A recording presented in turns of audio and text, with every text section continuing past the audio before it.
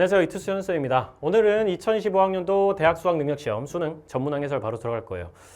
이번에 고3 재수생, N수생 분들 이번에 치신 분들 너무 고생 많으셨습니다. 진짜 빡셌죠. 사실은 전반적으로 사회문화에서 지금까지 수능 나왔던 것 중에 2022년에 치렀던 수능이 보통 제일 어려운, 거의 제일 어려운 느낌의 수능으로 최근에는 평가가 되어 왔었는데, 사실 그 수능이랑 거의 비견되는 수준의 난이도로 문제가 나왔던 것 같습니다. 사실 2022년 당시에는 정답률 3%짜리 레전드 문제가 하나 나왔었기 때문에 그것 때문에 등급컷이 쫙 끌어내려진 그런 느낌이었다면, 이번에는 그 정도 문제는 없었는데 전반적으로 문제 난이도가 되게 어려웠다. 뭐 소위 말하자면은 소위 말하는 그런 킬러 문항 같은 것들은 많이 없어진 그런 느낌이지만, 소위 말해서 준킬러에 해당되는 꽤나 많은 오답률을 보이는 그런 문제들의 양 자체가 굉장히 많았기 때문에 되게 많은 친구들이 시간 부족 현상을 겪었을 수밖에 없을 것 같고요. 6평, 9평보다도 확연하게 어려운, 아무래도 그거는 사탐런을 해가지고 이과 친구들이 대거 유입되는 그런 모습에 평가원이 대비를 해가지고 좀 각을 잡고 출제할 것 같은 그런 느낌이 확실하게 보였었어요. 그래서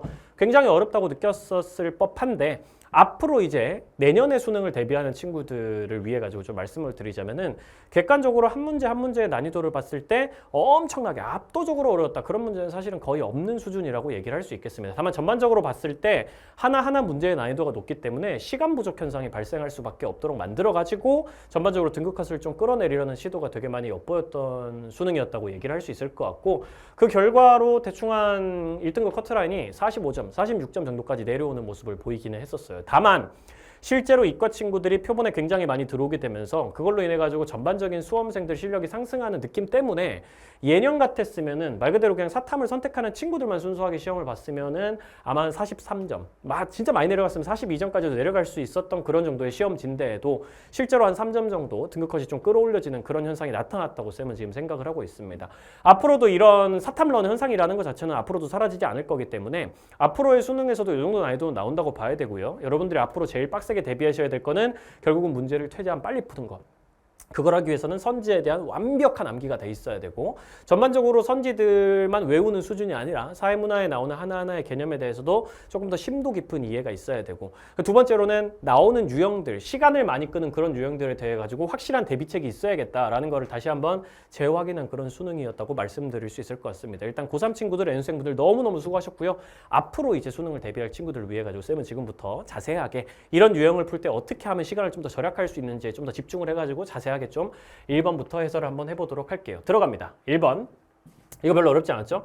우리나라 사람들이 좋아하는 나주배, 대구 사과와 같이 지역 특산물로 생산되고 있는 과목. 생산하는 거는, 과일들을 생산하는 건 인간의 의도가 명확하게 개입된, 경제적인 이득을 위해 가지고 인간의 의도가 개입되어 있는 거라고 얘기를 할 수 있기 때문에 사회현상이라고 잡아주셔야 될 거고, 연평균 기온이 올라갈수록 특정 과일이 자랄 수 있는 지역이 북상한다 이렇게 얘기하는 거, 과일이 자랄 수 있는 지역이 점점 더 위로 올라간다. 파인애플 같은 것들이 예전엔 저 아래에서만 자라던 거였다가 점점 더 위로 올라오는 그런 현상, 그런 것들은 자연현상에 해당되겠죠. 그 자체에 인간의 의도가 개입될 수는 없기 때문입니다. 전반적으로 연평균 기온이 올라가는 게 현상 자체는 인간의 의도가 개입되긴 어려우니까. 사과 재배 가능 지역이 변할 것으로 예측하는 건 인간이 하는 일이죠. 그렇죠? 예측하는 거는 인간이 의도를 가지고 하는 것이기 때문에 사회현상이고요.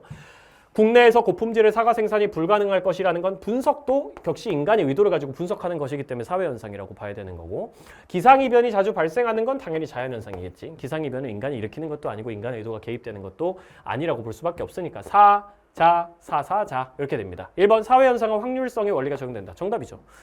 1번에 정답이 너무 쉽게 나와가지고 좀 당황했을 수도 있는데, 뭐 어쨌든 확률성의 원리라는 건 사회현상에 적용되는 게 확실하니까 이거 확실했다면 사실 여기까지 찍고 넘어가셔도 되는 부분이고, 사실 사회현상, 자연현상 문제는 웬만하면 끝까지 풀어보는 걸 추천하긴 합니다. 혹시 잘못 봤을 수도 있으니까요.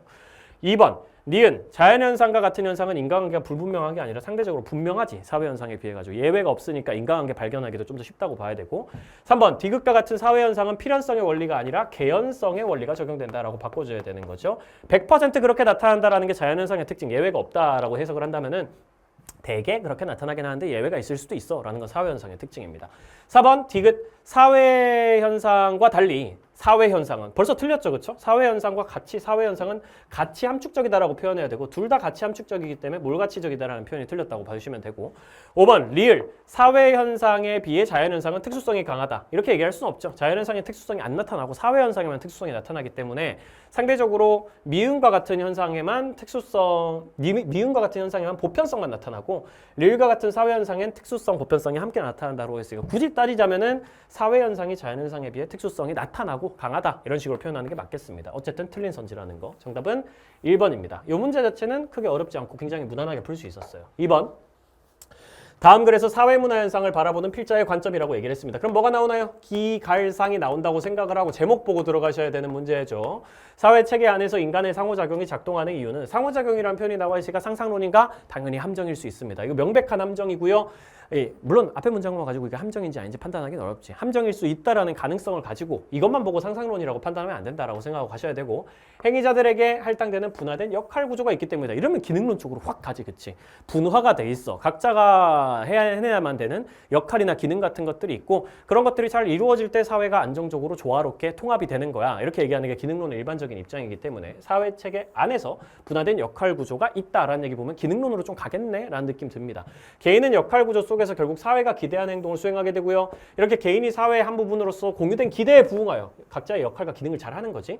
다른 부분과 유기적으로 상호작용 이러면 끝난 거지, 그치? 기능론, 유기적으로 상호작용. 마치 하나의 생명체처럼 사회가 작동하고 있다. 사회 유기체설까지 생각하면 기능론인 거 확인할 수 있습니다.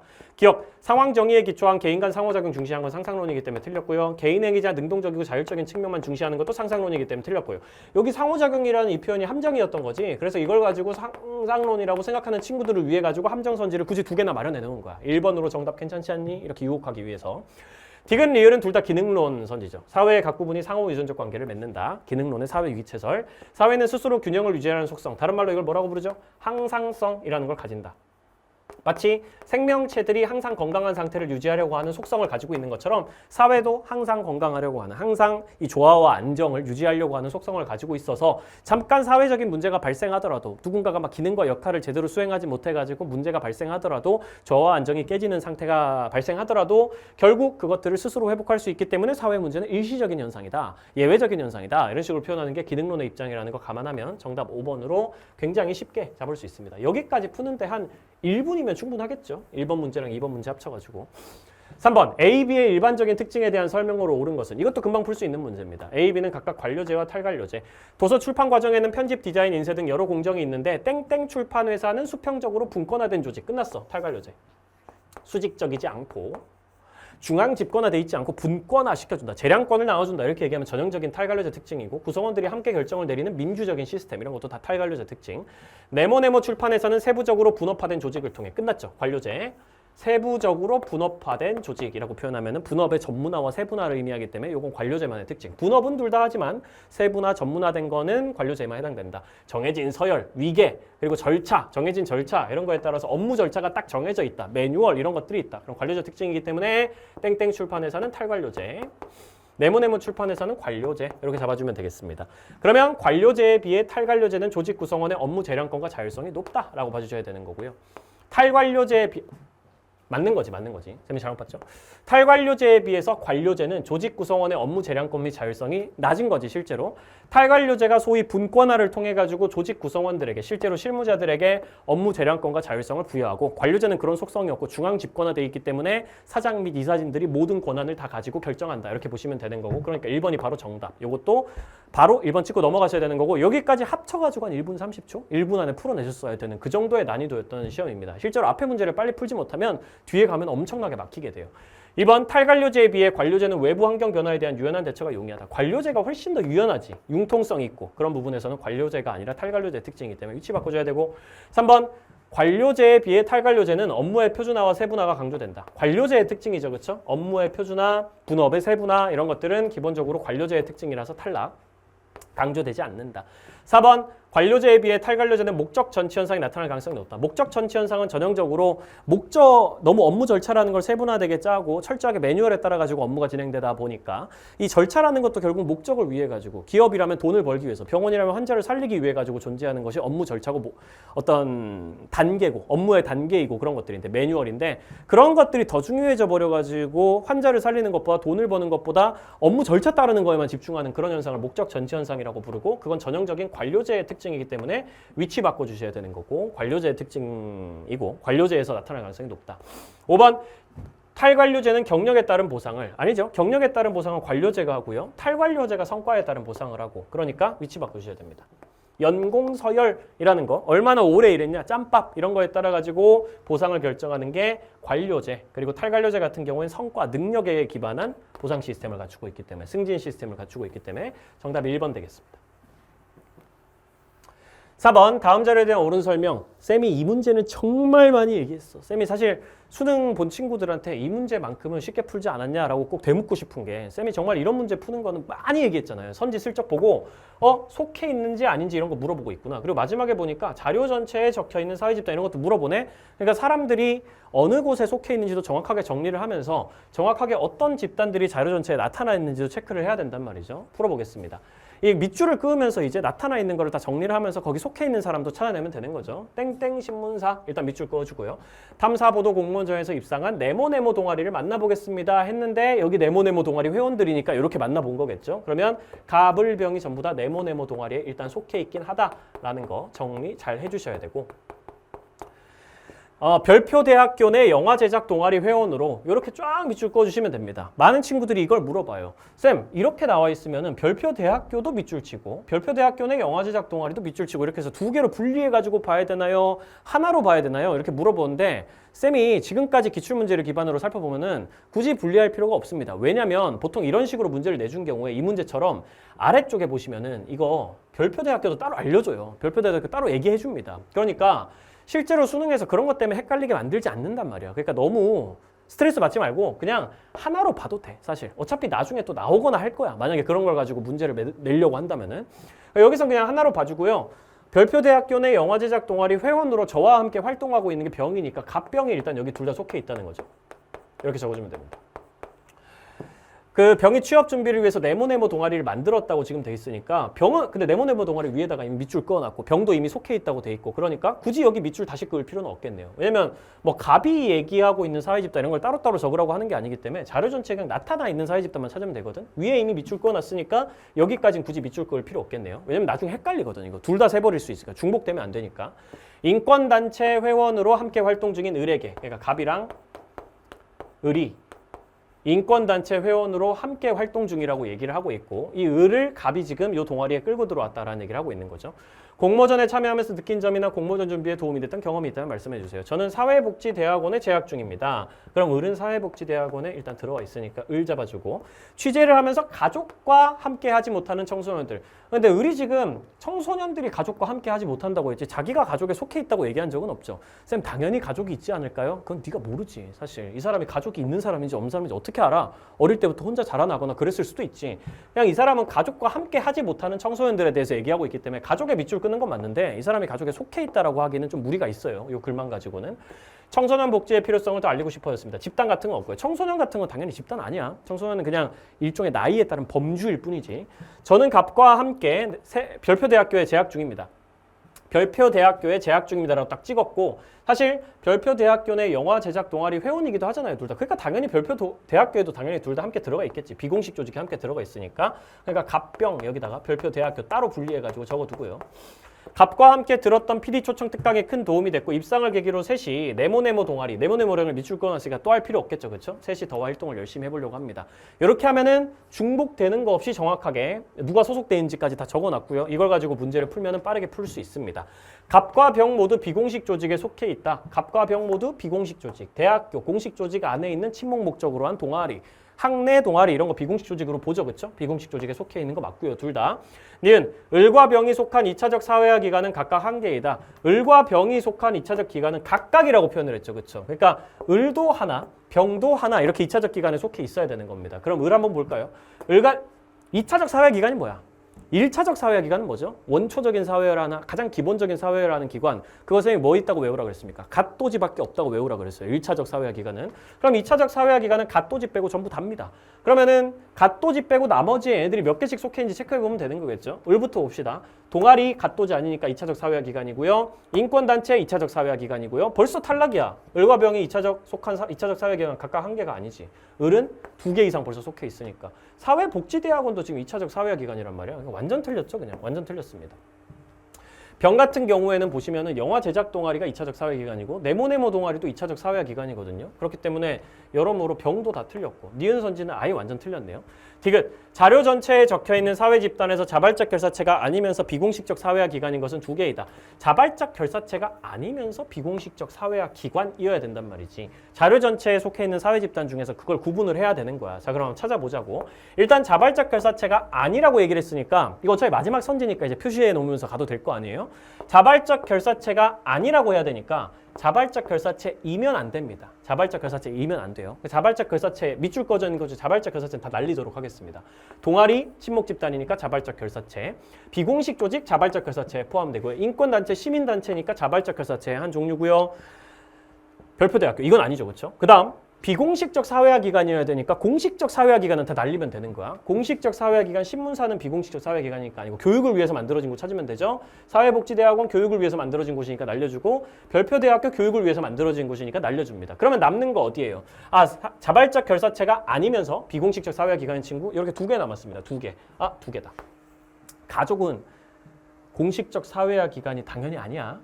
가족은 비공식적 사회화 기관이고 가족 자발적 결사체도 당연히 아니고요. 가족 같은 경우는 공동사회이기 때문에 이익사회가 애초에 아니라서 자발적 결사체는 절대 포함이 될 수가 없고요.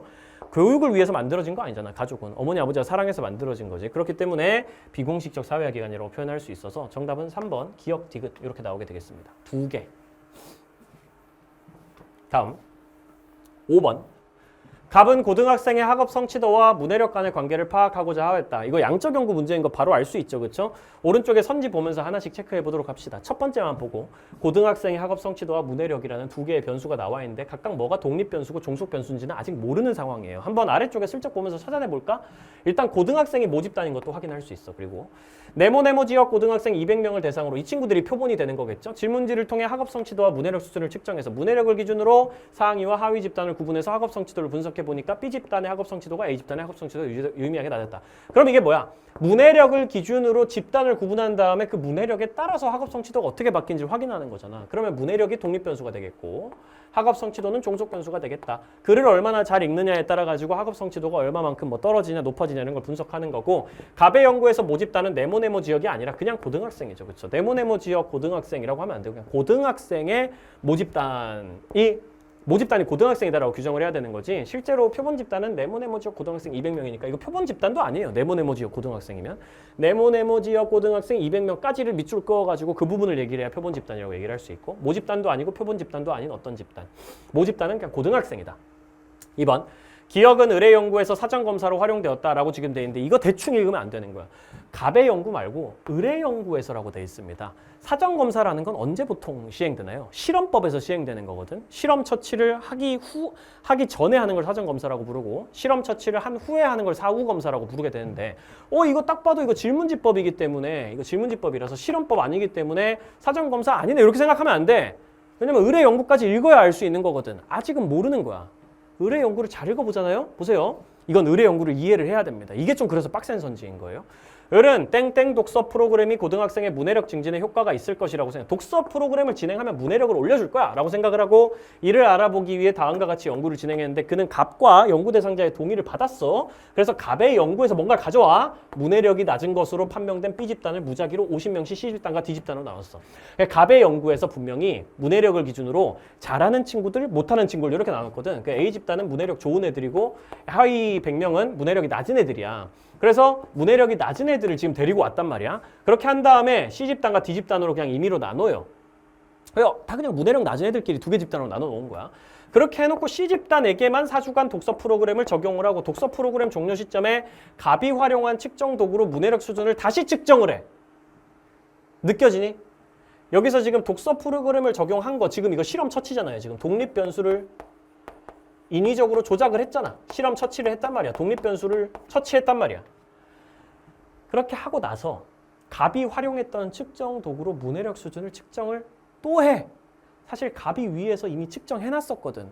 그래서 여기 합의 100명 A 집단은 문해력 점수가 예를 들면 30점이다 이렇게 나와 있을 거야. 이 30점을 가지고 와가지고 이 30점에서 측정했던 이 점수도 받아왔을 거 아니에요. 그 다음에 실험 처치를 한 다음에 한 번 다시 해본 겁니다. 이게 사후조사죠. 그렇죠? 실험 처치를 한 다음에 문해력 수준을 측정해 보니까 C집단의 문해력 수준이 유의미하게 높아졌다고 됐어. 뭐에 대비해서? 이 시점에 한 자료 조사에 비해 가지고. 이때 문해력이 낮은 거라고 조사를 했잖아요. 평균적으로 한 30점 정도 된다. 이렇게 조사를 했는데 나중에 실험을 한 다음에 해보니까 올라갔다. 그러면은 여기서 이 갑이라는 사람이 이거를 애초에 의뢰 연구에서 사전검사 될 것이다. 이게 사전검사로 활용될 것이다 라고 한 건 아마 아니겠지만 의리 사실상 요즘은 사전검사로 활용을 한 거지. 갑이 연구한 자료를 받아와. 2차 자료를 받아온 다음에 원래는 한 30점 정도 나오던 친구들이었는데 이 독립변수를 조작을 해보니까 실험 처치를 해보니까 그러니까 예전에 비해서 요 결과에 비해서 유의미하게 사후조사를 해보니까 높아지더라. 그러니까 사실상 이게 원래 사전검사는 아니었지만 갑의 연구에서 의리 이걸 사전검사로 사실상 활용을 한 거죠. 그러니까 사전검사로 활용하였다라는 말이 맞는 겁니다. 이렇게 이해를 하셔야 되는 거예요. 이때 점수가 나왔어. 그 점수랑 나중에 시간이 지나서 의리 연구를 하면서 독서 프로그램 적용해 보니까 그거에 비해서 올라갔더라 라고 얘기를 하고 있는 거니까 실험 처치 전에 있었던 사전검사로 사실상 활용이 된 것이다. 이렇게 해석을 할 수 있는 거죠. 그러니까 2번이 답입니다. 3번 니은은 문해력과 학업 성취도 간의 부의 관계를 보여준다. 마이너스 관계여야 된단 말이에요. 니은 B집단의 학업 성취도가 A집단의 학업 성취도보다 유의미하게 낮았다. B집단은 낮은 애들, 문해력이. A집단은 높은 애들. 그러니까 낮은 애들이 학업 성취도가 높은 애들에 비해 가지고 낮았다. 문해력이 낮으니까 학업 성취도도 낮아지더라. 이건 뭐야? 이건 정의 관계지. 부의 관계가 아니라 정의 관계. 그러니까 문해력이랑 학업 성취도가 같이 간다는 얘기지. 떨어지면 같이 떨어지고 올라가면 같이 올라간다. 이렇게 얘기를 하고 있는 거니까 이거는 정의 관계로 바꿔줘야 됩니다. 4번 리을은 의뢰 연구에서 실험 처치에 해당된다. 리을에 나와 있는 거 문해력 수준을 측정하는 거. 이거 실험 처치가 아니야. 실험 처치는 뭐야? 땡땡 독서 프로그램을 적용한 게 실험 처치지. 요거는 사후 검사고요. 사후 검사. 사후 검사. 실험하고 난 다음에 검사하는 거. 독립변인 처치한 다음에 검사하는 거. 5번 미음은 디귿을 지지하는 근거로 사용할 수 없다. 미음 이것도 한번 읽어보자고. 자 봐봐. 어쨌든 여기서 사전검사로 활용을 한 다음에 이걸 해보니까 지금 독서 프로그램을 적용한 C집단은 확실하게 올라갔어. D집단 같은 경우에 별 차이 없는 게 되게 좋은 결과인 거죠. 그렇죠? 그러니까 원래 C집단이 있고 D집단이 있고 이렇게 C집단, D집단이라고 하면 C집단에만 독서 프로그램을 적용해 봤더니 요때 했던 문해력 수준을 측정하는 검사에서 아마 비슷했을 텐데 C집단에만 독서 프로그램을 활용해 보니까 C집단만 올라가고 D집단은 가만히 있었다. 그러면은 사실상 가설이 검증된 거잖아. 여기서 가설이 정확하게 나오진 않지만 독서 프로그램의 고등학생의 문해력 증진에 효과가 있다라고 어쨌든 검증이 된 거잖아. 그리고 이후는 D집단에게만, 그러니까 안 올라왔던 얘네들 있잖아요. 안 올라왔던 얘네들. C집단은 이미 독서 프로그램 적용해서 이만큼 올라왔어. D집단은 그냥 가만히 있었단 말이야. 얘네한테만 또 4주간 또 독서 프로그램을 적용해봐요. 그 D집단의 문해력 수준이 높아집니다. 그렇게 돼서 C집단과 D집단이 별 차이가 없어져요. 이거 무슨 뜻이에요? C집단한테 먼저 적용을 해봤더니 C집단이 먼저 올라갔단 말이지. D집단에도 똑같이 적용을 했더니 D집단도 올라가더라 이 말이야. 그러면은 이건 독서 프로그램의 고등학생의 문해력 증진에 확실히 효과가 있는 거지. 먼저 얘네한테 해보니까 얘네만 올라가고 그 다음에 얘네한테만 해보니까 얘네도 따라 올라가고 그러니까 지지하는 근거로 사용될 수 있다라고 봐야 되는 거죠. 그렇게 이해를 해주셔야 됩니다. 이것도 전반적으로 실험 내용을 이해하지 못하면 풀 수 없는 문제이기 때문에 잘 읽으면서 정확하게 이해를 하면서 풀어주셔야 되는 문제겠어요. 정답은 2번으로 나오게 됩니다. 자, 6번입니다. 각국에서는 손을 씻으면 영혼이 오염되어 목숨이 위험해진다는 전통적 믿음 때문에 손을 잘 씻지 않는 관습이라는 게 있었는데 그 각국의 주류 문화라는 거지. 기억은 지배 세력에 반발하여 사회 통합이 이루어진 사례다. 이게 어떻게 그렇게 해석을 할 수 있지? 전혀 상관없는 얘기죠. 그렇죠? 뭐 지배 세력에 반발하여 사회 통합이 있다는 얘기 전혀 상관없는 얘기고 아예 그냥 근거를 찾아볼 수 없는 내용이죠. 2번, 니은은 주류 문화가 하위 문화로 변한 사례이다. 손을 잘 씻는 문화가 형성된 거는 그냥 특정 지역에서 그런 하위 문화가 생겼다라는 거지 주류 문화가 하위 문화로 바뀌었다라고 볼 수는 없는 거고요. 그냥 하위 문화가 어떤 지역에서 생겨났다. 지역 문화로서 그냥 이렇게만 볼 수 있는 거죠. 뭐 변한 사례 이런 거 아니고요. 3번, 디귿은 문화 변동이 빠르게 진행되어 나타난 문화 지체 사례다. 문화 지체라는 건 어떤 상황이야? 물질 문화가 비물질 문화에 비해 가지고 빠르게 변동을 해가지고 비물질 문화의 속도를 초월하면 그것 때문에 뭔가 생기는 이유들. 정보화 기술이라는 게 엄청 빨리 발달하는데 제도나 사람들의 의식 같은 것들이 제대로 발전하지 않아서 정보화랑 관련된 여러 가지 뭐 사이버 해킹이라든지 뭐 불법 촬영이라든지 이런 거랑 관련된 문제가 생기는 거 그런 것들이 이제 문화 지체잖아요. 이게 문화 지체의 예시라고 볼 수는 없죠. 그냥 이러한 문화가 조금씩 퍼져나가죠. 대다수 사람들이 자신의 믿음을 해친다는 이유로 A 지역 사람들을 비난한다라고 한다고 해가지고 이게 물질 문화와 비물질 문화의 변동 차이 때문에 생긴 문화라고 볼 수가 없는 겁니다. 사실은 손을 잘 씻는 문화든 아니면은 손을 잘 씻지 않는 관습이든 이런 것들을 물질 문화라고 볼 수가 없죠. 물질 문화는 실제로 존재하는 물리적인 형태 혹은 그런 걸 만들어내는 기술이기 때문에 이런 것들이 둘 다 물질 문화가 아니고 다 비물질 문화에 해당되는 표현이에요. 손을 잘 씻냐 안 씻냐 이런 거기 때문에 딱히 문화 지체의 사례라고 볼 수는 없고요. 4번 리을은 지역 문화가 주류 문화에 대항한 반문화 사례이다. 자신들의 문화를 지키기 위해 저항하는데 누가? 갑국 사람들이 갑국의 주류 문화를 가지고 있는 사람들, 전통적 믿음 때문에 손을 잘 씻지 않는 관습을 가지고 있는 대부분의 갑국 사람들이 특정 지역의 사람들을 비난하고 있는 거죠. 이건 오히려 주류 문화에 해당되는 사람들이 지역 문화에 해당되는 사람들을 비난하고 있는 상황이기 때문에 지역 문화가 주류 문화에 대항하고 있다 이런 식으로 표현을 할 수는 없는 거겠고요. 오히려 주류 문화에 있는 사람들이 지역 문화에 해당되는 하위 문화를 받아들이지 못하고 공격을 하고 그런 상황을 얘기하고 있는 거기 때문에 딱히 뭐 주류 문화에 대항하고 있는 반문화 사례 이렇게 볼 수는 없고 5번 미음은 하위 문화가 주류 문화로 변한 사례이다. 손 씻는 간단한 행위로 질병을 예방할 수 있다는 사실을 갑국에서 전반적으로 깨달아서 손을 잘 씻어서 위생관리를 철저히 하는 생활 습관이 보편화됐다. 원래는 이 A 지역에서만 손을 잘 씻는 문화가 있었는데 그게 대다수가 즐기는 문화가 됐다는 얘기니까 하위 문화가 주류 문화로 변한 사례다라고 해석을 해가지고 정답 5번으로 무난하게 잡을 수 있는 문제였어요. 대신에 좀 꼼꼼히 읽어주셔야 되겠다는 거. 빨리 꼼꼼하게 읽어야 된다는 거. 7번 다음 글에서 필자가 강조하는 현대사회의 대중이 가져야 할 자세로 가장 적절한 것은 읽어보면 답 나오겠죠. 급변하는 세상에서 사람들은 무한히 제공되는 정보를 모두 살펴볼 여유가 사실 없긴 해. 그로 인해 사회 이슈를 직관적으로 이해할 수 있게 가공한 콘텐츠들이 인기를 얻는데 가공된 콘텐츠를 소비할 때 자신이 정보를 찾고 스스로 판단한다고 느끼지만 하지만 해당 콘텐츠에는 제작자의 편향된 시각이 반영돼 있을 수가 있어. 정보를 받아들이는 대중은 제작자의 시각에 동화돼가지고 유튜브 제작하는 사람들의 입장에 그냥 공감을 하고 그걸 그대로 받아들여 버리게 돼. 제대로 된 비판적인 시각 없이 그냥 소화해 버리게 돼. 이렇게 사유를 외주화해 버린단 말이야. 사유라는 거, 생각, 이성적인 생각이라는 것 자체를 외부에 그냥 맡겨버려요. 그냥 사람들이 제공하는 이 정보 제작자들이 만드는 정보를 그냥 대충 받아들여 버리고 언론이 얘기하는 걸 그대로 다 믿어버리고 언론 자료들이 조작될 수도 있는데도 불구하고 어떤 비슷한 생각을 가진 사람들이 폐쇄적 집단에 머물며 다른 생각을 가진 사람들을 배척해 버려. 그러니까 맨날 똑같은 유튜브 알고리즘에 따라 가지고 똑같은 편향된 정보 제작자의 시각만 학습한 사람들이 다른 데서 오히려 올바른 얘기를 하는 사람들에 대해 가지고 네가 뭘 알아? 네가 저기 정보 제작자보다 더 알아? 이러면서 막 공격을 하는 그런 이상한 일이 벌어진다는 거죠. 이건 다른 의견을 배척하는 그런 모습은 다원화된 민주사회 형성을 어렵게 만들기 때문에 정보의 소비 선택성과 생산 주체성을 높여줄 수는 있지만 소비를 선택할 수 있는 어떤 범위도 훨씬 더 넓혀주고 내가 소비를 좀 다양하게 선택할 수 있게 해주고 정보라는 거를 그리고 생산 주체성이라는 거 생산도 좀 쉽게 해줄 수 있게 만들어줄 수는 있긴 한데 그 자체가 지성적인 대중을 만드는 거 아니야. 왜냐면 대중들이 스스로 비판적으로 정보를 받아들이지 못하면 그냥 정보 제작자의 시각에 동화돼가지고 끌려다니게 되거든. 그래서 쟤는 지성적 사회의 주체가 돼야지 객체가 돼서는 안 된다. 그냥 막 받아들이는 입장에만 있어서는 안 된다. 이런 얘기 하는 거니까 2번이 답이라는 거 바로 찾을 수 있죠. 정보를 비판적으로 좀 분석하고 평가할 수 있어야지 그냥 받아들이기만 하면 안 된다.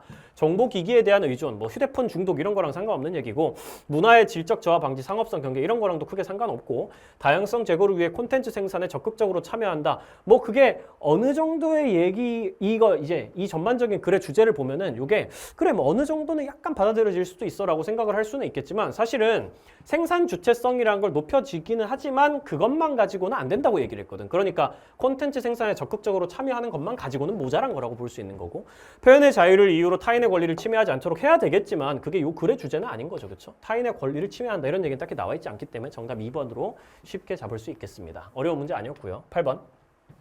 미술진 기억미음에 대한 설명으로 옳은 것은 1970년대 국제시민단체가 분유를 만드는 다국적 기업에 대한 불매운동을 전개했는데 이게 급격한 사회변동에 저항하기 위해 펼치는 사회운동이래.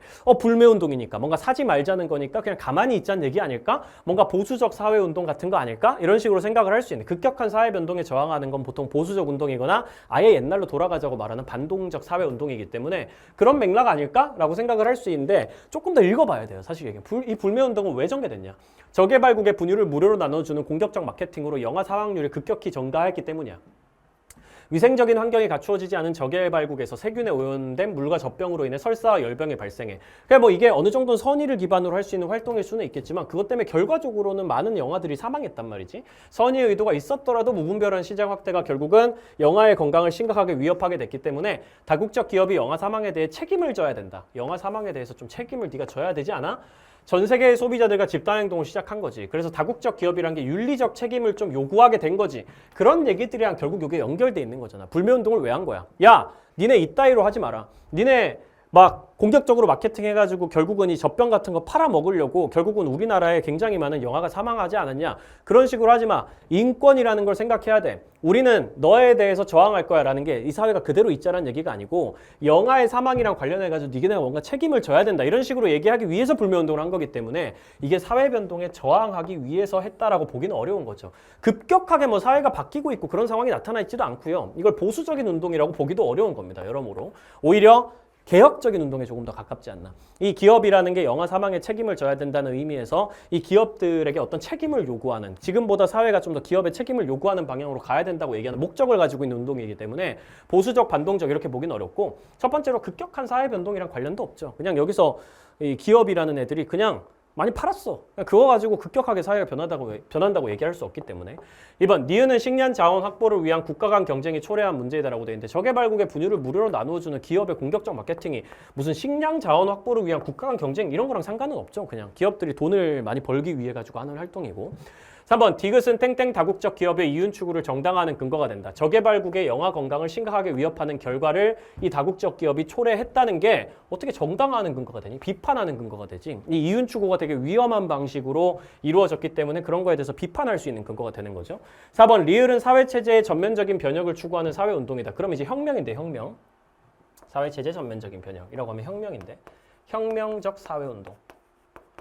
여기 보면은 혁명이 나와 있냐? 딱히 그렇다고 보기는 어렵죠. 집단 행동을 하고 있는데, 야, 다국적 기업이 좀 윤리적으로 책임져. 이렇게 얘기하는 건 개혁적 사회운동이지. 지금까지 안 졌던 윤리적인 책임을 져라라고 앞으로 발전하는 과정이란 말이야. 그렇기 때문에 혁명까지는 가지는 않는다는 거지. 사회체제를 완전히 엎어버려서 뭐 자본주의로, 공산주의로 만드는 수준의 그런 혁명, 그런 것들을 얘기하고 있다고는 볼 수가 없는 거죠. 5번, 미음은 세계 시민의식을 바탕으로 하는 조직적인 사회운동이다. 전지구적 수준의 문제를 해결하기 위한 활동을 지속적으로 전개하고 있어. 그리고 국제시민단체가 일종의 집단적인 활동에 따라 가지고 조직을 만들어 가지고 그걸 통해서 지속적으로 하고 있는 거 사회운동이라고 얘기할 수 있고, 단순히 특정 지역에만 국한된 방식으로 하고 있는 게 아니라 전지구적 수준의 문제를 해결하기 위해서 세계 시민 의식을 가지는 거지. 저쪽의 나라에 있는 문제는 저 나라만의 문제가 아니야. 우리는 모두 세계 시민이기 때문에 전 지구적으로 좀 해결을 해 나가야 돼. 이렇게 얘기하고 있는 조직적인 사회운동에 해당된다고 얘기를 할 수 있어서 정답 5번으로 이것도 크게 어렵지 않게 잡을 수 있긴 합니다. 9번. 이 문제 좀 어려웠죠. 9번이랑 10번이 연달아 가지고 여러분들한테 좀 스트레스를 줬을 가능성이 좀 높아요. 이 문제를 풀어내는 과정에서. 이 문제 같은 경우에도 사실은 쌤이랑 많이 풀어봤던 유형이긴 하죠. 쌤이 모의고사에서도 많이 냈었고, 정리를 잘해야 된다고 쌤이 매번 얘기를 한 겁니다. 선생님이 하는 얘기가 되게 많기 때문에 이것 때문에 좀 짜증이 날 수 있는데 자세히 뜯어보면은 또 그렇게 어렵진 않아요. 침착하게 풀었어야 되는 문제에 해당됩니다. 사실 뭐 약간 번잡스럽더라도 최대한 잘 정리하겠다라는 생각으로 들어가셔야 되고, 쌤 같은 경우에는 사실 사회문화 모의고사를 여러분들이 풀고 와서 쌤도 풀어보지만, 쌤 같은 경우에는 20분 안에 풀어내려고 노력을 한단 말이지. 그 20분 안에 풀어내는 과정에서 쌤도 최대한 빨리 풀려고 하는데, 그런 경우에는 깔끔하게 정리하기 어렵다라고 생각이 들면 일단 번잡하게라도 막 정리해보면서 가는 거야. 쌤이 실제로 푼 방식을 보여드리겠습니다. 문화의 속성 5가지를 모둠별로 서로 다르게 한 가지씩 배정했대. 1모둠부터 4모둠까지 있고, 아래에 선생님이 하는 얘기를 보니까 1모둠, 2모둠의 사례는 D로도 설명이 가능하니, 뭐 3모둠, 4모둠은 발표한 사례가 서로 바뀌었니, 1모둠, 5모둠에 배정된 속성이 부각된 사례를 뭐 밝혀했니, 막 이런 얘기로 막 섞고 있단 말이죠. 헷갈리게. 그러니까 결국은 핵심은 뭐예요? 1모둠부터 4모둠까지, 여기 선지도 슬쩍 봐야지. 1모둠에 배정된 속성, 이런 걸 확인해야 돼. 그리고 문화가 뭐 B가 아니라 A다 이렇게 나와 있으니까 A, B, C, D가 정확히 뭔지도 구분을 해내야 된단 말이야. 그러니까 1모둠부터 4모둠까지 있잖아요. 얘네들이 배정받은 속성이 정확히 뭔지도 알아내야 되고, 그 속성에 해당되는 게 A, B, C, D인데 A, B, C, D가 각각 뭔지도 정확하게 알아내야 되는 겁니다. 그냥 대충 이렇게 적어놓고 이제 여기서 나오는 정보에 따라 가지고 어떻게 정리하는 게 제일 효율적일지를 계속 생각해보면서 융통성 있게 가야 되는 거야. 실제로 문제를 풀 때는. 일단 막 배치를 해놓고 가는 거야. 1모듬, 부모가 자녀에게 스마트폰을 활용하여, 일단 적어두면서 갑시다. 무슨 속성이 확실하게 이 A시에 들어가 있는지. 부모가 자녀에게 스마트폰을 활용하여 웹툰 앱을 이용하는 방법을 배우는 거, 학습성이죠. 당연히. 그렇죠? 원래는 몰랐던 거 학습하게 된다라는 얘기니까. A가 부각된 사례라고 돼 있는데 이거 몰라요. 1모듬이 발표하는 게 틀렸을 수도 있기 때문에 잘 보셔야 됩니다. 좀 이따가. 2모듬, 부모 세대에서 웹툰을 만화라고 부르고 만화가 보고 싶을 때 만화방을 떠올리는 거, 이렇게 얘기를 하면은 결국은 부모 세대가 만화방이라는 문화를 공유하고 있다는 거니까 공유성만 들어가 있고, 딱히 다른 게 나타나 있다고 보긴 좀 어려울 것 같고요. 만화책을 보는 사람이 줄어들고 태블릿 PC로 웹툰을 보는 사람이 늘어난 것은 C가 부각된 사례다. 만화책 보는 사람이 줄어들어. 태블릿 PC로 웹툰을 보는 사람이 늘어나. 그럼 그냥 문화가 바뀌고 있다는 뜻이죠. 변동성. 딱히 축적성이라고 볼 수는 없고, 뭐 풍부해지고 다양해지는 모습, 전승되면서 계승되면서 풍부 다양해지는 모습이 나와 있지는 않으니까. 부모 세대에서 눈으로만 즐기던 만화에 음성 지원, 배경음악, 재생 기능 등이 추가된 게 축적성이지. 이게 축적성이지. 물론 변동성으로도 어느 정도 얘기를 할 수 있겠습니다만 사실 위에 변동성이 일단 나와 있기 때문에 눈으로만 즐기던 만화에다가 계속 이 만화라는 게 세대 간 전승이 되어가면서 음성 지원, 배경음악, 재생 기능 같은 것들이 계속 추가되고 있다는 건 대표적으로 축적성이라는 게 딱 하고 나타나 있는 예시라고 얘기를 할 수 있겠죠. 전승이 되면서 풍부해지고 다양해지는 모습이 가장 강하게 나타나 있습니다. 물론 변동성도 나타나 있다고 얘기를 할 수 있냐? 그렇게 얘기를 할 수는 있어요. 하지만 축적성이 가장 부각됐다라는 것도 공감할 수 있지 않습니까? 기본적으로 이 내용에는 변동성만 나타내는 예시가 아니라 축적성이 명확하게 나타나 있다. 계속 전승되고 개성되면서 풍부해지고 다양해진 모습이 아주 전형적으로 나타나 있다라고 생각을 해주면 되겠죠. 가장 중요한 건 축적성이 나타나 있다라는 사실. 선생님, 이모듬의 발표 사례는 D가 부각된 것이 아닐까요? D가 뭔지 우리는 아직 몰라. 이모듬의 사례는 그래, D로도 설명이 가능하지만 이거 봐, 부모 세대에서 만화방을 떠올린다. 이 부모 세대의 사람들이 다 같이 동시에 떠올린다라고 했기 때문에 B가 부각된 것이 맞습니다. 교사의 말은 맞을 거잖아요. 그럼 B가 공유성이겠지. 동시에 여러 집단에 있는 사람들이 한 사람이 아니라 한 집단에 있는 여러 사람들이 동시에 이걸 떠올린다. 그럼 딱 공유성 얘기를 하는 거기 때문에 B는 공유성으로 확정. B가 공유성으로 확정. 이렇게 적어주면 된다고. 3모듬과 4모듬은 발표한 사례가 서로 바뀌어야 각 모듬에 배정된 속성이 부각된다. 그럼 3, 4모듬이 지금 각각 뭐 얘기했지? 변동성과 축적성을 얘기했잖아. 이게 바뀌어야지 원래 얘기에 정확하게 들어간대잖아. 그러면 3모듬은 오히려 축적성을 받았을 거고 4모듬은 오히려 변동성을 받았겠지라고 생각을 할 수 있겠습니다. 그러니까 3모듬, 4모듬의 위치를 바꿔줘야 된다는 거야. 3모듬 같은 경우에는 오히려 축적성을 4모듬 같은 경우에는 오히려 변동성을 이렇게 받아야 된다라고 얘기를 할 수 있고 사실 이 사람들 잘 보세요. 그러니까 C가 부각된 사례라고 3모듬은 C를 받았고 4모듬은 D를 받았는데 지금 거꾸로 발표를 한 거잖아. 그럼 원래 C는 뭐였겠어요? 축적성이었겠지. 이렇게 적어줄 수 있지. 원래 축적성이었을 것이고 이까지 있구나. 이까지. 축적성이었을 것이고 그리고 원래 D는 변동성이었을 것이다 라는 것까지도 추측을 할 수 있게 되는 거죠. 3모듬이랑 4모듬 같은 경우에 순서대로 지금 A, B, C, D를 지금 받았기 때문에 여기 나와 있기 때문에 여기도 추가로 적어두겠습니다. A, B, C, D 이렇게 적어줘. 그런 식으로 지금 받은 상황이야. 어쨌든 그래. 그렇게 해가지고 지금 각각 받은 거 지금 정리를 하고 있는 거죠. 여기랑 결과적으로 맞춰져야 되기 때문에 이모듬은 공유성 받았다라고까지도 충분히 얘기를 할 수가 있겠습니다. 실제로 공유성에 대해 가지고 이모듬이 지금 얘기를 했기 때문에 그리고 이모듬은 공유성이 부각된 게 맞다고 했기 때문에 그리고 1모듬은 5모듬에 배정된 속성이 부각된 사례를 발표했다고 돼 있는데 1모듬은 학습성 얘기를 하고 있잖아요. 근데 사실은 학습성이라는 거는 5모듬에 부여된 사례였다는 거지. 그러니까 5모듬이라는 것도 있구나 라고 생각하시면 되고 사실 5모듬 같은 경우에는 학습성을 받았었던 거야 라고 생각을 해주시면 되겠고 그럼 나머지 여기 뭐가 들어가겠어? 총체성 들어가겠죠? 그럼 A가 총체성으로 확정됩니다. 총체성 확정되면은 E가 학습성이 되겠다라는 것까지 마무리할 수가 있죠. 그렇게 얘기하면 이게 다 일치하게 되는 걸 확인하면 이제 문제를 풀어봐도 되는 거지. 이런 식으로 살짝 번잡스럽더라도 사실 어떤 방향으로 정리를 해야 제일 효율적이지는 문제를 처음에 딱 봤을 때는 모를 수 있거든. 모든 것들이 다 일원화돼가지고 딱 이렇게만 정리하면 됩니다라고 얘기하면 사실 사기꾼이에요. 그렇지 않고 상황마다 조금씩 정리하는 방식이 달라져야 될 필요가 있을 수 있기 때문에 쌤은 최대한 조금 번잡스럽더라도 이런 방식으로 잡다가 일치하네? 이렇게 가면 되겠다라는 식으로 생각하면서 가는 거죠. A, B, C, D, E 순서대로 지금 배정을 받았던 거고요. A를 배정받으면 1모듬, E를 배정받으면 5모듬은 다음 시간에 발표합시다 라고 돼 있어요. 1번 문화가 한 사회 구성원의 공통된 생활 양식이란 거 의미하는 거 공유성이잖아. 공유성이 아니라 총체성이다 그럼 틀리죠. 그렇죠? 총체성이 아니라 공유성이다 라고 바꿔줘야 되고 2번 문화가 세대 간 전승되면 더욱 발전되고 풍부해지는 것을 의미하는 건 C가 아니라 D라고 했는데 C가 오히려 축적성이기 때문에 D가 아니라 C라고 바꿔줘야 되겠죠. 3번 1모듬에 배정된 속성이 뭐야? 총체성이야. 문화의 각 요소들이 상호 유기적으로 연결되어 영향을 주고받는 거 총체성 얘기 맞으니까 3번 바로 답이고요. 4번 2모듬에 배정된 속성은 공유성, 5모듬에 배정된 속성은 전체성이다. 2모듬에 배정된 속성은 공유성이다. 맞죠? 5모듬에 배정된 속성은 전체성, 총체성이랑 같은 말이죠. 그렇죠? 총체성이 아니라 학습성이다 라고 바꿔줘야 되죠. 학습성으로 바꿔줘야 됩니다. 5번 문화가 상징을 통해 후천적으로 학습된다. 이거 학습성이기 때문에 3모듬이 아니라 4모듬에 배정됐다. 전혀 상관없죠. 둘 다 축적성, 변동성이기 때문에 그냥 배정되지 않았다라고 잡아주시면 되겠고요. 그렇게 되면 정답은 3번 되겠습니다. 10번.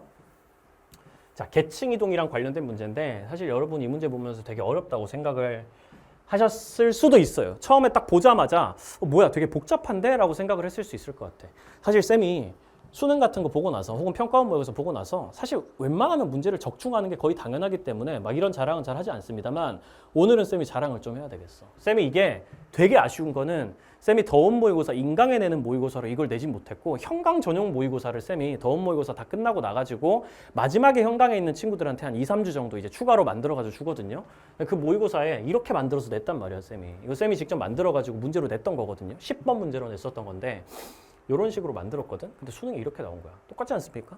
이건 쌤이 좀 자랑을 좀 하고 가야겠어. 이게 이런 식으로 상중하 이걸 숨겨놓고 이렇게 3 곱하기 3표 안에다가 갑을병정무 이렇게 딱 했는데 이거 쌤이 한 10월 말쯤에 냈던 걸로 기억이 나는데 이런 식으로 쌤이 냈던 게 거의 그대로 나왔더라고. 그래서 사실 현강 친구들한테는 되게 도움이 많이 돼서 뿌듯했는데 사실 인강 친구들한테 못 보여줘서 너무너무 아쉽더라고요. 사실은. 어쨌든 그런 식으로 지금 나왔는데 사실 이 문제도 캡처해두고 사실 이거 해설 영상으로 나중에 보고 있는 친구들은 이 문제도 캡처해가지고 한번 풀어보세요. 풀어보시고 바로 우리는 10번 문제 해설로 본격적으로 다시 넘어가 보도록 하겠습니다. 사실 문제 푸는 방식도 방금 전에 쌤이 보여줬던 쌤이 직접 만든 문제랑 그렇게 다르지 않아요. 여기는 비율을 알려줬고 쌤 문제에서 딱히 비율을 알려주지 않고 대소 비교만 하라고 얘기가 나와 있었는데 한번 풀어보면 됩니다. 그냥 대소 비교는 금방 할 수 있죠. 뭐 30, 10, 60, 55, 25, 20 퍼센트가 다 나와 있고 A, B, C를 찾으면 됩니다. 뭐 위에 있는 힌트 중에 막 대단한 건 없기 때문에 그냥 부모 계층에서 본인 현재 계층으로 가는 건 세대 간이동이야. 그지? 이건 세대 간이동이고 본인의 24년 전 계층에서 본인의 현재 계층으로 가는 건 세대 내 이동이라고 보통 부르는 이동이죠. 그렇죠? 그렇게 해가지고 ABC를 빨리 찾아야 됩니다. 힌트가 있겠죠. 아래쪽에 보면 갑의 부모 계층은 1970년은 상층이며 갑의 부모 계층 이렇게 찾아야 되는 거지. 이게 상층이래. 그러니까 B가 상층이라는 거지. 갑의 세대 간 이동과 세대 내 이동은 모두 하강 이동이다. 갑의 세대 간 이동과 세대 내 이동은 모두 하강 이동이라고 했는데 갑이 여기는 세대 간 이동을 했고 여기는 세대 내 이동을 했단 말이지. 근데 봐봐. B에서 C로 내려간 것도 하강 이동이고 여기는 A에서 C로 내려간 것도 하강 이동이래. 지금 B랑 A가 서로 다른 계층이잖아요. 근데도 B에서 C로 가도 하강 이동이고 A에서 C로 가도 하강 이동이면 C는 뭡니까? 무조건 하층이 될 수밖에 없지. 100%야, 100%. 왜냐면 상층에서 여기로 내려간 것도 하강 이동. 만약에 C가 중층이면 A가 하층이 돼버리기 때문에 하층에서 중층으로 간 건 상승 이동이 돼버리잖아. 그러니까 그런 가정은 성립하지 않는단 말이지. 그러니까 여기서 B에서 가도 하강 이동이고 A에서 가도 하강 이동이면은 A가 중층이고 C가 하층이 되는 게 맞겠죠. 중상하 이렇게 돼야지. 상층에서 하층 갔네 하강 이동. 여기도 중상하. 다 적어둡니다. 헷갈리지 않기 위해 가지고. 중층에서 하층 갔네. 여기도 하강 이동. 이런 식으로 성립이 된단 말이죠. 그럼 A, B, C가 중상하로 다 나옵니다. 중상하. 여기도 헷갈릴 수 있으니까 시간이 조금 걸리더라도 적어두는 걸 추천해요. 이렇게 해가지고 마무리를 해주면은 사실 1번, 2번 선지 금방 풀 수 있죠. 계층 구조 비율에 따라 가지고 물어보는 거니까 1970년 계층 구조는 뭐야? 상중하 가면 피라미드지? 2000년 계층 구조는 뭐야? 상중하 가면 중층이 제일 많으니까 다이아몬드지? 사회 통합이 사회 안정성이 낮다. 사회 통합이 어렵다 이렇게 봐야 되고 이번 2000년은 다이아몬드형. 2000년 다이아몬드형 맞죠? 다이아몬드형 맞습니다. 2024년은 상중하 가면 여기도 다이아몬드네. 모래시계가 아니라 여기도 마찬가지로 다이아몬드형. 3번 을은 세대 간 상승 이동과 세대 내 하강 이동을 하였다. 을은 세대 간 상승 이동과 하강 이동을 하였다. 을은 어디 있어? 을은 세대 간 상승 이동. 중층에서 상층으로. 세대 간 상승 이동 한 거 맞네. 세대 내 하강 이동. 세대 내에서는 을 같은 경우에는 상층에서 상층으로. 세대 내 하강 이동을 안 했네. 안 했죠. 그냥 세대 내에서 그냥 이동이 따로 없었죠. 수직 이동은. 4번 정은 세대 간 이동과 세대 내 이동 모두 상승 이동을 하였다. 정 같은 경우에는 세대 간 이동 같은 경우에는 상층에서 중층으로. 상승 이동이 아니죠. 하강 이동이죠. 그렇죠? 바로 상승 이동 모두 하였다라는 거 틀리게 됩니다. 세대 내 이동 같은 경우에는 정은 상층에서 중층으로 하강 이동했고요. 세대 간 이동에서도 상층에서 중층으로 하강 이동. 둘 다 하강 이동인 거죠. 5번 병은 세대 간 하강 이동을 하였고 병은 세대 간으로 가보죠. 세대 간 중층에서 하층으로 하강 이동했습니다. 떨어진 거 맞고요. 무는 세대 내 상승 이동. 무 같은 경우에는 세대 내에서 찾아야 되니까 하층에서 상층으로 오케이. 세대 내 상승 이동 한 거 맞네요. 그러니까 5번이 정답. 이런 식으로 크게 어렵지 않게 잡아낼 수 있다는 거. 요 3 곱하기 3표를 보는 거. 쌤이 킬더에서도 개념 완성에서도 기본적으로 가르쳐줬던 포기 때문에 그렇게 어렵지 않게 이 표에 대해서 대충 이해만 하고 있으면 무난하게 풀 수 있지 않았나라는 생각을 하면서 넘어갈 수 있겠습니다. 11번 대부분의 사회에는 고인을 떠나보낼 때 치르는 의례가 존재한다. 이게 문화의 특수성이야? 대부분의 사회에 있다 그랬잖아. 이건 보편성이지. 문화가 전반적으로 보편적으로 나타나는 모습을 보여주고 있는 거지 딱히 특수성을 나타내고 있는 건 아니죠. 2번 니은에서 문화는 좁은 의미의 문화이다. 좁은 의미의 문화라고 하면은 이 문화란 단어는 명백하게 우월한 거, 세련된 거, 고급진 거 이런 의미가 들어가 있어야 되는데 다양한 장르 문화가 있다라는 거에 뭐 고급진 거, 우월한 거 뭐 이런 의미가 들어가 있지는 않죠. 그냥 넓은 의미의 문화라고 봐줘야 되고요. 그냥 인간이 공유하는 생활 방식이다 이 정도로 봐줘야 되고. 3번 디귿은 비물질 문화에 미음은 물질 문화에 해당된다. 디귿은 비물질 문화가 맞아? 나무 위에 시신을 두는 방식? 이거 비물질 문화 맞지, 그치? 물질 문화 아니잖아. 이게 존재하는 물질이거나 아니면 그 물질을 만드는 기술 이런 건 아니잖아. 테크놀로지 같은 거 아니니까 비물질 문화 맞고요. 미음은 물질 문화에 해당되는 거 맞나? 종교는 물질 문화가 아니지. 이거 비물질 문화로 바꿔야지. 바로 탈락. 4번 리을과 같은 태도는 국수주의로 변질될 수 있다는 비판을 받는다. 리을 자신의 문화를 기준으로 비인간적이고 기이한 간섭이라고 폄하한다. 어디를? 다른 문화를. 어떤 사람들은 내 문화가 나무 위에 시신을 두는 방식이랑 다르단 말이야. 내 문화를 기준으로 해가지고 나무 위에 시신을 둬? 이런 열등한 놈들, 이런 원시적인 놈들, 미신적인 놈들 이런 식으로 막 비난을 한단 말이지. 전형적인 자문화 중심주의고 자문화 중심주의는 국수주의로 변질될 수 있기 때문에 4번 쉽게 정답 나오죠. 5번 가는 자기 문화를 낮추고 타 문화의 우수성을 동경하는 거. 이거 사대주의잖아. 사대주의가 적절할까? 해당 사회의 맥락에서 각 문화가 갖는 고유한 의미를 파악하는 건 상대주의에 해당되죠. 사대주의는 상대주의에 들어갈 수 없다. 이렇게 해주면 적절하지 않다라고 바꾸셔야 되겠습니다. 정답 4번으로 이것도 금방 풀 수 있는 문제였고요. 12번. 다음 글에서 개인과 사회의 관계를 바라보는 필자의 관점. 자, 이거 제목 기억하고 있어야죠. 개인과 사회의 관계를 바라보는 관점. 이렇게 얘기하면은 명목론 아니면 실제론이 등장합니다. 명목론 실제론 중에 찾아보면 되죠. 계산적 심성은 개인들이 일상에서 결과를 예측하고 최선의 수단을 선택하여 한목적적으로 행동하도록 한다. 막 개인들이 선택해서 한목적적으로 행동한다. 이렇게 왠지 주체적으로 보여. 하지만 함정일 수도 있다는 거 항상 기억하시고 국가 관료제에 기반을 둔 행정, 결국 시스템이야. 시스템에 기반을 둔 행정과 로마법에 기초한 법률은 서구인들로 하여금 한목적적으로 행동하도록 하였다. 이게 중요한 거지. 행동하도록 하였다. 법률이, 국가 관료제가, 행정이 서구인들, 개인들로 하여금 그렇게 행동하도록 하였다는 말은 무슨 말이에요? 사회 구조가 개인들이 그렇게 행동하도록 강요한다. 구조화된 행동을 하게끔 사회 구조가 개인에게 일종의 명령을 내릴 수 있다. 이렇게 얘기하는 거 사회 구조가 중요하다고 보는 실제론으로 봐야 됩니다. 서구 사회 행정과 법률에 의해 만들어진 계산적 심성이라는 게 개인들을 움직이도록 만들어서 개인들이 사회 구조의 지배를 받아서 그런 식으로 사회가 돌아가게 만든다라는 거 실제론인 거지. 개인은 구조화된 행동을 한다. 구조에 의해 가지고 강요된 행동을 한다 정도로 생각하시면 되고 사회 속성은 개인의 속성에 의해서 결정된다. 이거 명목론이고 사회는 개인의 총합이야. 사회는 개인 외부에 존재하는 독립적 실체야. 그렇기 때문에 실제론이죠. 사회라는 실체는 개인의 외부에 실제로 존재한다. 개인의 외재한다. 이렇게 표현하는 거 다 실제론 선지고 사회는 개인 이익을 실현해주는 도구일 뿐이다. 사회 계약론이랑 관련 있는 내용이라고 볼 수 있고 명목론 선지라고 보셔야 되겠습니다. 사회 구조가 개인보다 덜 중요해. 개인의 목적을 위한 도구일 뿐이야. 이렇게 사회를 내리치는 거. 그러면 정답 2번 기억 디귿 나오게 되겠습니다. 13번. 자료 수집 방법 문제 잘 체크해 보면 되죠. 갑병이 사용한 자료 수집 방법이 어떤 것들인지 체크해가지고 문제 풀면 돼요. 뭐 갑이 사용한 자료 수집 방법은 병이 사용한 자료 수집 방법 이렇게 물어보니까 잘 정리만 하면 됩니다. 함정 잘 피하시고요. 갑은 청소년이 휴대전화에 부여하는 의미를 파악하기 위해 가지고 약간 질적 연구 냄새가 나지, 그치? 부여하는 의미 이렇게 얘기하면 아마 참여관찰법이나 면접법 같은 거 들어갈 가능성이 높겠다라고 생각을 할 수 있는데 땡땡 고등학교 학생의 일상생활을 관찰했다라고 하면 참여관찰법이라고 생각을 할 법하지만 연구기관의 보고서를 분석한 거야. 자기가 직접 참여관찰한 게 아니라 연구기관에서 참여관찰하는 연구가 있고 그 연구를 가지고 왔다는 소리죠. 그러면 이거 문헌연구법입니다. 페이크죠, 페이크. 여기까지 보고 참여관찰법이라고 생각하도록 함정파고 있는 거죠. 이후 휴대전화 의존도가 높은 학생들한테 질문해가지고 사용 용도와 중독 증상 등에 대한 이야기를 깊이 나누고 이 과정을 녹음했다. 사용 용도, 중독 증상 등에 대해 가지고 질문지법으로 한 거 아니죠. 이야기했다, 대화했다라는 얘기니까. 문헌연구법이랑 면접법 사용했구나라고 확인할 수 있고요. 을은 팬덤 문화 연구를 위해서 별표 야구단은 팬클럽에 가입하여 6개월간 회원들과 경기를 관람하며 그들의 대화나 응원 모습을 기록했다. 이건 대놓고 참여관찰법이잖아. 같이 일상생활하면서 기록을 했다. 이후 아이돌 팬클럽의 열성 팬을 대상으로 그들만의 친밀한 관계를 형성한 경험을 직접 듣고 심층적인 자료를 얻었다. 심층적인 자료라는 표현에서 그지? 양적 자료에 대해 가지고 질문한 것도 아니고 심층적인 자료, 내면 세계랑 관련된 얘기를 직접 들었다라고 돼 있으니까 이거 면접법이지. 참여관찰법, 면접법. 병은 대학생의 정치 성향과 정치 참여 연구를 위해 대학생 500명을 대상으로 구조화된 문항의 응답. 이건 무조건 질문지법입니다. 구조화된 문항에 응답시킨다라는 표현이 들어가면 질문지법이고요. 보통은 비구조화된 문항에 대해서 응답하도록 했다. 이러면 보통 면접법이 들어간다고 생각하시면 돼요.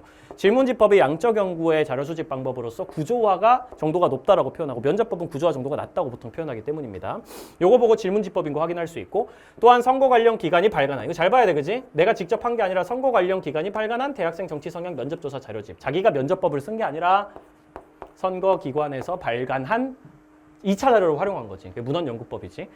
이제 찾아보면 되겠죠. 1번 갑과 달리 을은 표준화된 도구로 대량의 자료를 획득하기 용이한 거 질문지법이잖아. 을이 질문지법 사용했나? 안 했어. 탈락. 병과 달리 갑은 인위적으로 통제된 상황에서 변수 효과를 관찰하는 건 실험법의 전형적인 선지잖아. 실험법 썼나? 안 썼죠. 탈락. 갑과 을 모두 현지에서 연구 대상자와 함께 생활하며 관심을 갖는 연구 현상을 관찰하는 자료 수집 방법. 이거 참여관찰법이잖아. 갑과 을 둘 다 참여관찰법 썼나? 갑이 안 썼네. 갑은 안 썼음. 4번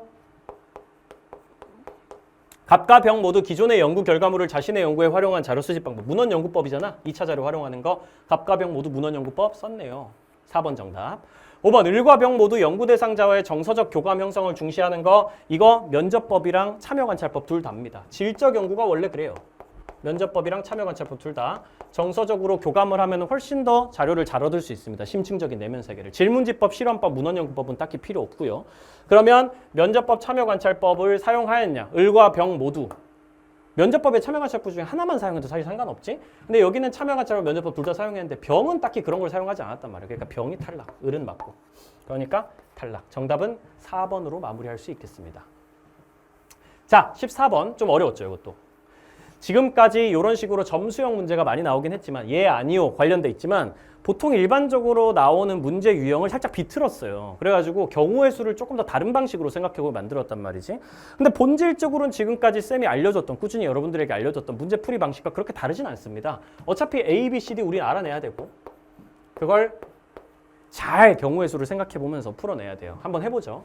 일단은 A, D가 뒤르캠, 머튼, 차교론, 낙인이론 이렇게 일탈이론 4가지가 다 나와 있고요.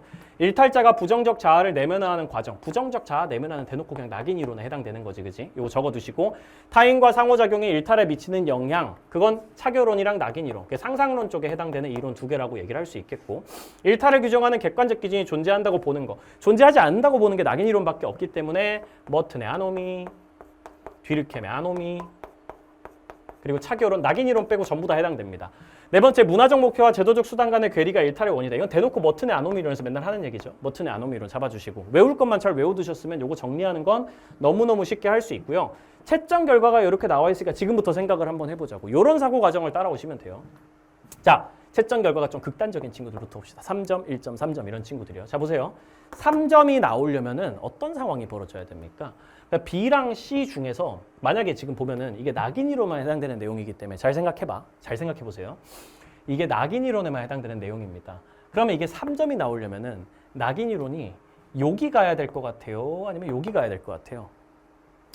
이 생각을 한번 해보자고. 자, 낙인이론만 여기다가 yes라고 대답을 할 수 있어.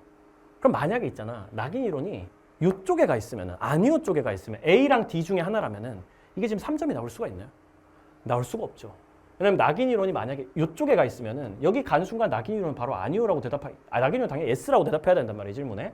여기서 틀리게 될 거고 나머지 2개도 낙인이론이 아닌 내용들이 가 있잖아. 그러면 여기 yes라고 둘 다 대답해서 둘 다 틀려버릴 거란 말이야. 그러니까 절대로 낙인이론이 여기 있어서는 안 되는 거지, 기본적으로. 낙인이론이 여기 가버리면 이쪽에 낙인이론 아닌 애들이 둘 다가 배치될 거고 둘 다 틀려버리기 때문에 3점이 나올 수가 없다고. 2점 밑으로 떨어지게 된다고. 그러니까 낙인이론은 반드시 요 안에 있어야 돼. 요 안에 하나 들어가 있어야 돼. 그래야 yes라고 대답하는 거에 따라서 낙인이론 둘 중에 하나 있어가지고 하나 맞고 하나 틀리고 나머지 애들 둘 다 아니오로 들어가지고 둘 다 맞아야지 3점이 나올 수가 있다는 거지. 요 사이에 낙인이론이 있다라고 생각하시면 돼요. B, C 사이에 낙인이론이 있다. 이렇게 정리를 하셔야 되는 거죠. 2번째, 여기 3점 더 한번 봅시다. 이거 똑같아요. 머튼의 아노미론이 이번엔 여기 있잖아, 그지? 똑같은 가정이야. 방금 전에 했던 사고랑 똑같은 방식으로 머튼의 아노미론이 요 사이에 있어야 돼. 그래야 3점이 나올 수 있어. 만약에 머튼의 아노미 이론이 여기 가버리잖아? 그럼 머튼의 아노미 이론이 아닌 애들이 둘 다 여기 가서 일단 이 점이 깎여버리고 시작한단 말이에요. 그러니까 머튼의 아노미 이론은 반드시 BC 사이에 있어야 됩니다. 그러니까 BC의 낙인 이론 아니면 머튼의 아노미 이론 이렇게 들어가야 된단 말이야. 그럼 끝난 거야. 낙인 이론, 머튼의 아노미 이론이 BC 각각 이렇게 있다라는 거 확정할 수 있고요. 그럼 AD 같은 경우는 어떻게 되겠어? AD 같은 경우에는 여기 같은 경우에는 차결혼 아니면 뒤르켐의 아노미론이 가 있어야 되겠다라는 것까지 첫 번째로 끄집어낼 수 있고 두 번째 극단적인 친구 1점 한번 보자. 1점. 이번엔 좀 생각을 잘해야 돼. 봐봐. 일탈을 규정하는 객관적 기준이 존재한다고 보는 게 낙인 이론 빼고 나머지입니다. 그러면은 낙인 이론이 어느 위치에 있어야 될지를 한번 생각을 해보면 되네. 낙인 이론이. 이 셋은 한꺼번에 많으니까, 세 개 많으니까 낙인 이론이 어느 쪽에 있어야지 1점이 나올 수 있을까? 이걸 한번 생각을 해보자고. 자, 잘 생각해보면 낙인 이론은 자기가 대답할 수 있는 위치에, 자기가 정확하게 맞는 위치에 들어가면 안 돼요. 1점이기 때문에 최대한 잘못된 위치로 들어가야죠. 한번 생각을 해보자고. 만약에 낙인 이론이 여기 들어간다고 생각을 해봐. A나 C 중에 하나 들어간다고 생각을 해봐봐.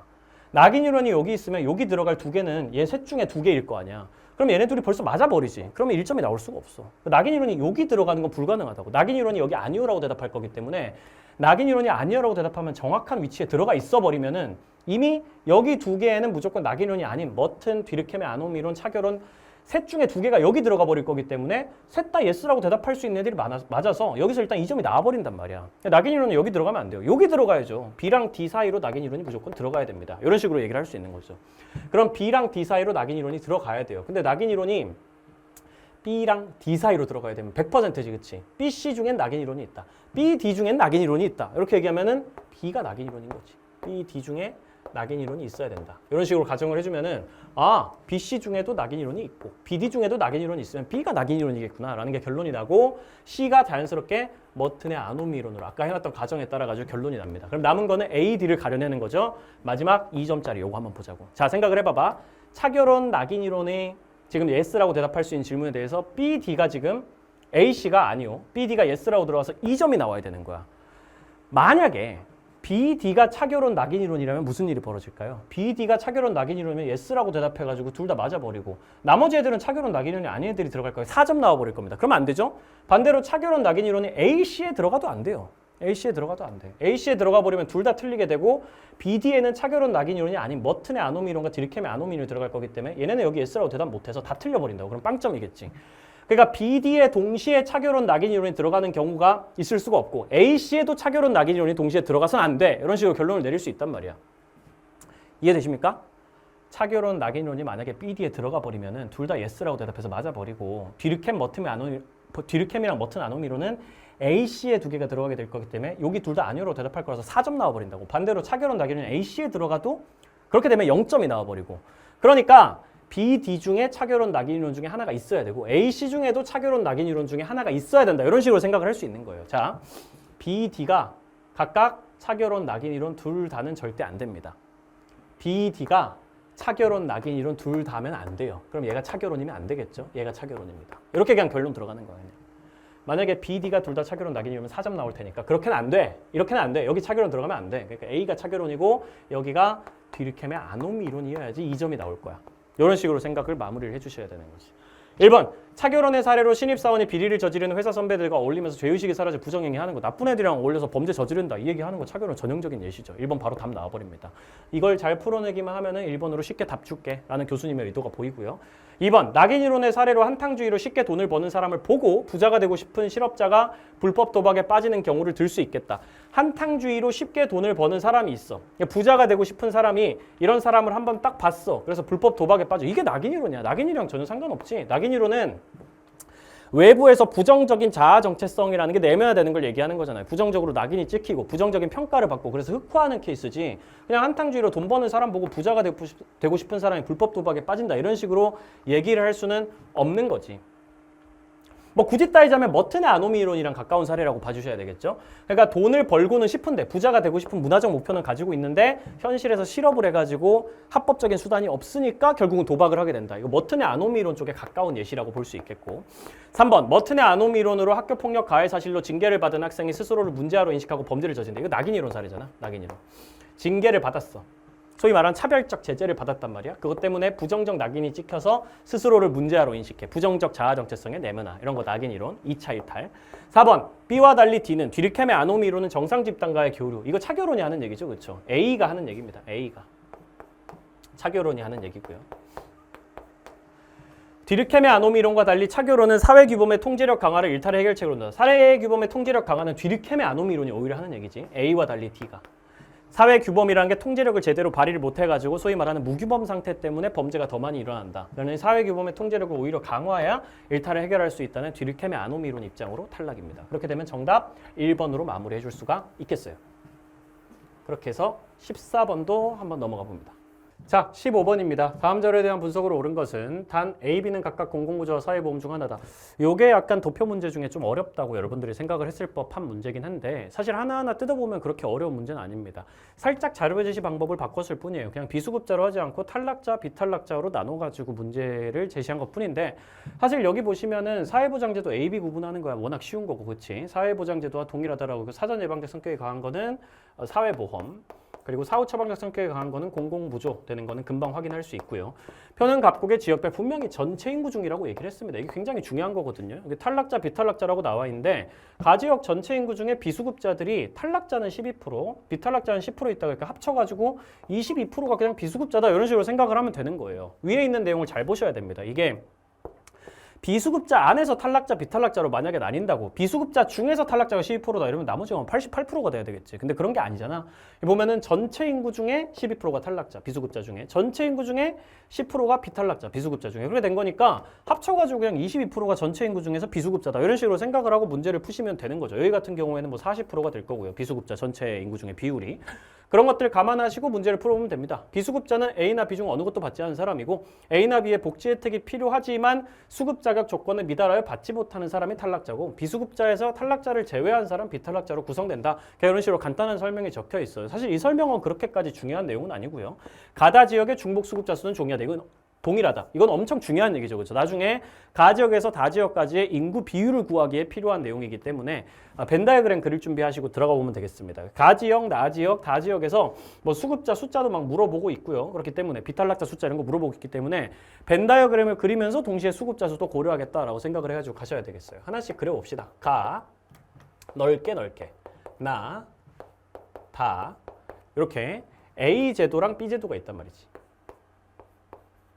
쭉쭉 벤 다이어그램을 하나씩 그려보면서 정확하게 계산을 하겠다. 이거는 벤 다이어그램 안 그리면 사실상 풀기가 좀 힘들죠. A, B 해가지고 그려서 한번 알아봐 봅시다.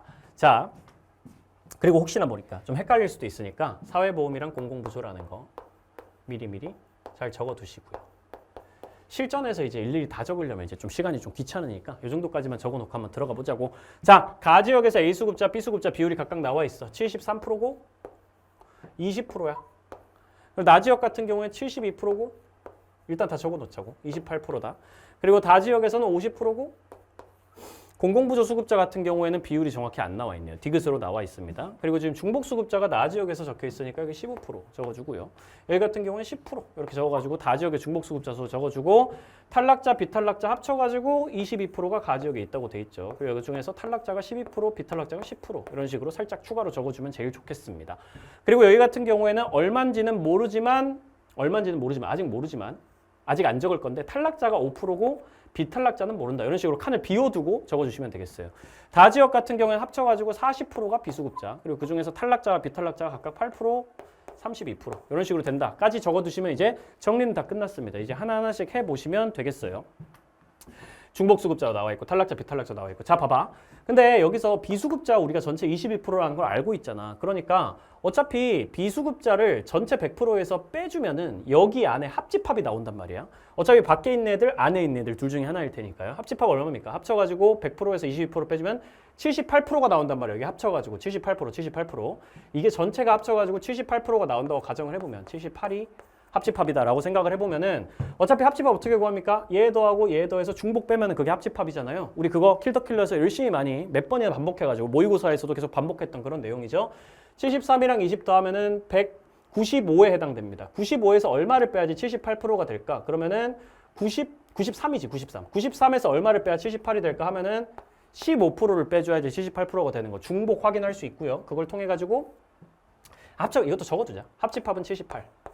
이런 식으로 적어두고 여기 같은 경우에는 합쳐가지고 60 이런 식으로 나오겠죠. 그렇죠? 합집합 다 미리 적어놓습니다. 여기 있는 게 합집합이에요.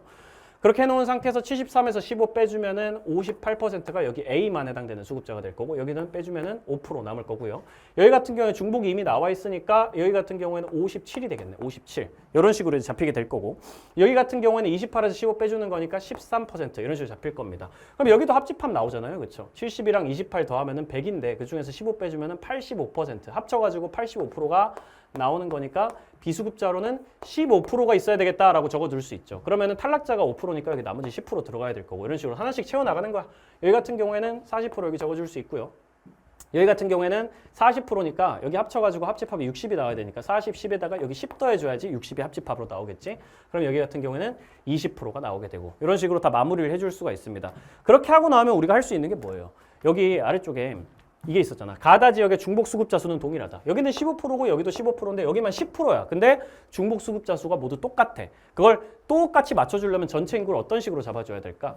여기는 이거 공배수로 잡아주면 되잖아. 실제로 중복 수급자 수가 똑같아지게 만들어주기만 하면 된단 말이지. 15와 10의 공배수는 얼마야? 30이잖아. 최소 공배수가. 그러면 여기는 200명으로 잡아주고 여기 같은 경우는 200명으로 잡아주고 여기 같은 경우만 300명으로 잡아주면은 실제로 30명, 30명, 30명 해가지고 중복수급자가 갖게 되죠. 그렇게 하면 다 끝난 겁니다. 이제 문제 바로 풀어오면 되는 거죠. 여기 있는 건 전부 다 비율이니까 이 비율에 따라 가지고 수급자 숫자도 이따가 한번 구해보겠다. 감안하시면 되고 1번 기억은 바로 나옵니다. 중복수급자 여기 얼마 됐죠? 15. 이거 바로 적어줄 수 있죠. 그렇죠? 니은 같은 경우에는 비탈락자가 얼마야? 10. 나 지역에서. 다 지역에서 B수급자는 얼마야? 20%. 이런 식으로 다 적어주고 하면 되는 거죠. 기억은 15입니다. 15는 나 지역의 선별적 복지의 성격이 강한 제도 M안. 나 지역의 선별적 복지의 성격이 강한 거 공공부조니까 B제도 이렇게 잡아주면 되죠. B, M안 해당되는 비율을 찾아야 되는 거니까 나 지역에서 B제도에 해당되는 비율은 13%. 13%보다 크다라고 돼야 될 거고 2번 니은 같은 경우에는 10이라고 지금 돼 있는데 10은 가 지역에 부정적 낙인이 발생할 수 있는 제도 이것도 공공부조죠. 또 M안입니다. 가 지역의 공공부조에만 해당되는 애들 5% 같지가 않죠. 3번 디귿은 20입니다. 다 지역의 상호부조의 원리가 적용되는 제도면은 A죠. A, M만 해당되는 제도의 수급자 비율은 40이니까 40. 20은 40의 2배가 아니라 2분의 1배가 되는 거죠. 4번 가 지역의 탈락자 수보다 가 지역의 탈락자 숫자 이제 숫자야 숫자. 이번엔 비율 아니야. 200명 중에 탈락자 12%니까 24명 될 거고요. 24명. 탈락자 숫자 여기 앞에 적은 게 탈락자니까 혹시 모르니까 이런 거 좀 헷갈리는 친구들은 탈락자, 비탈락자 이런 식으로 잡아두면 되겠죠.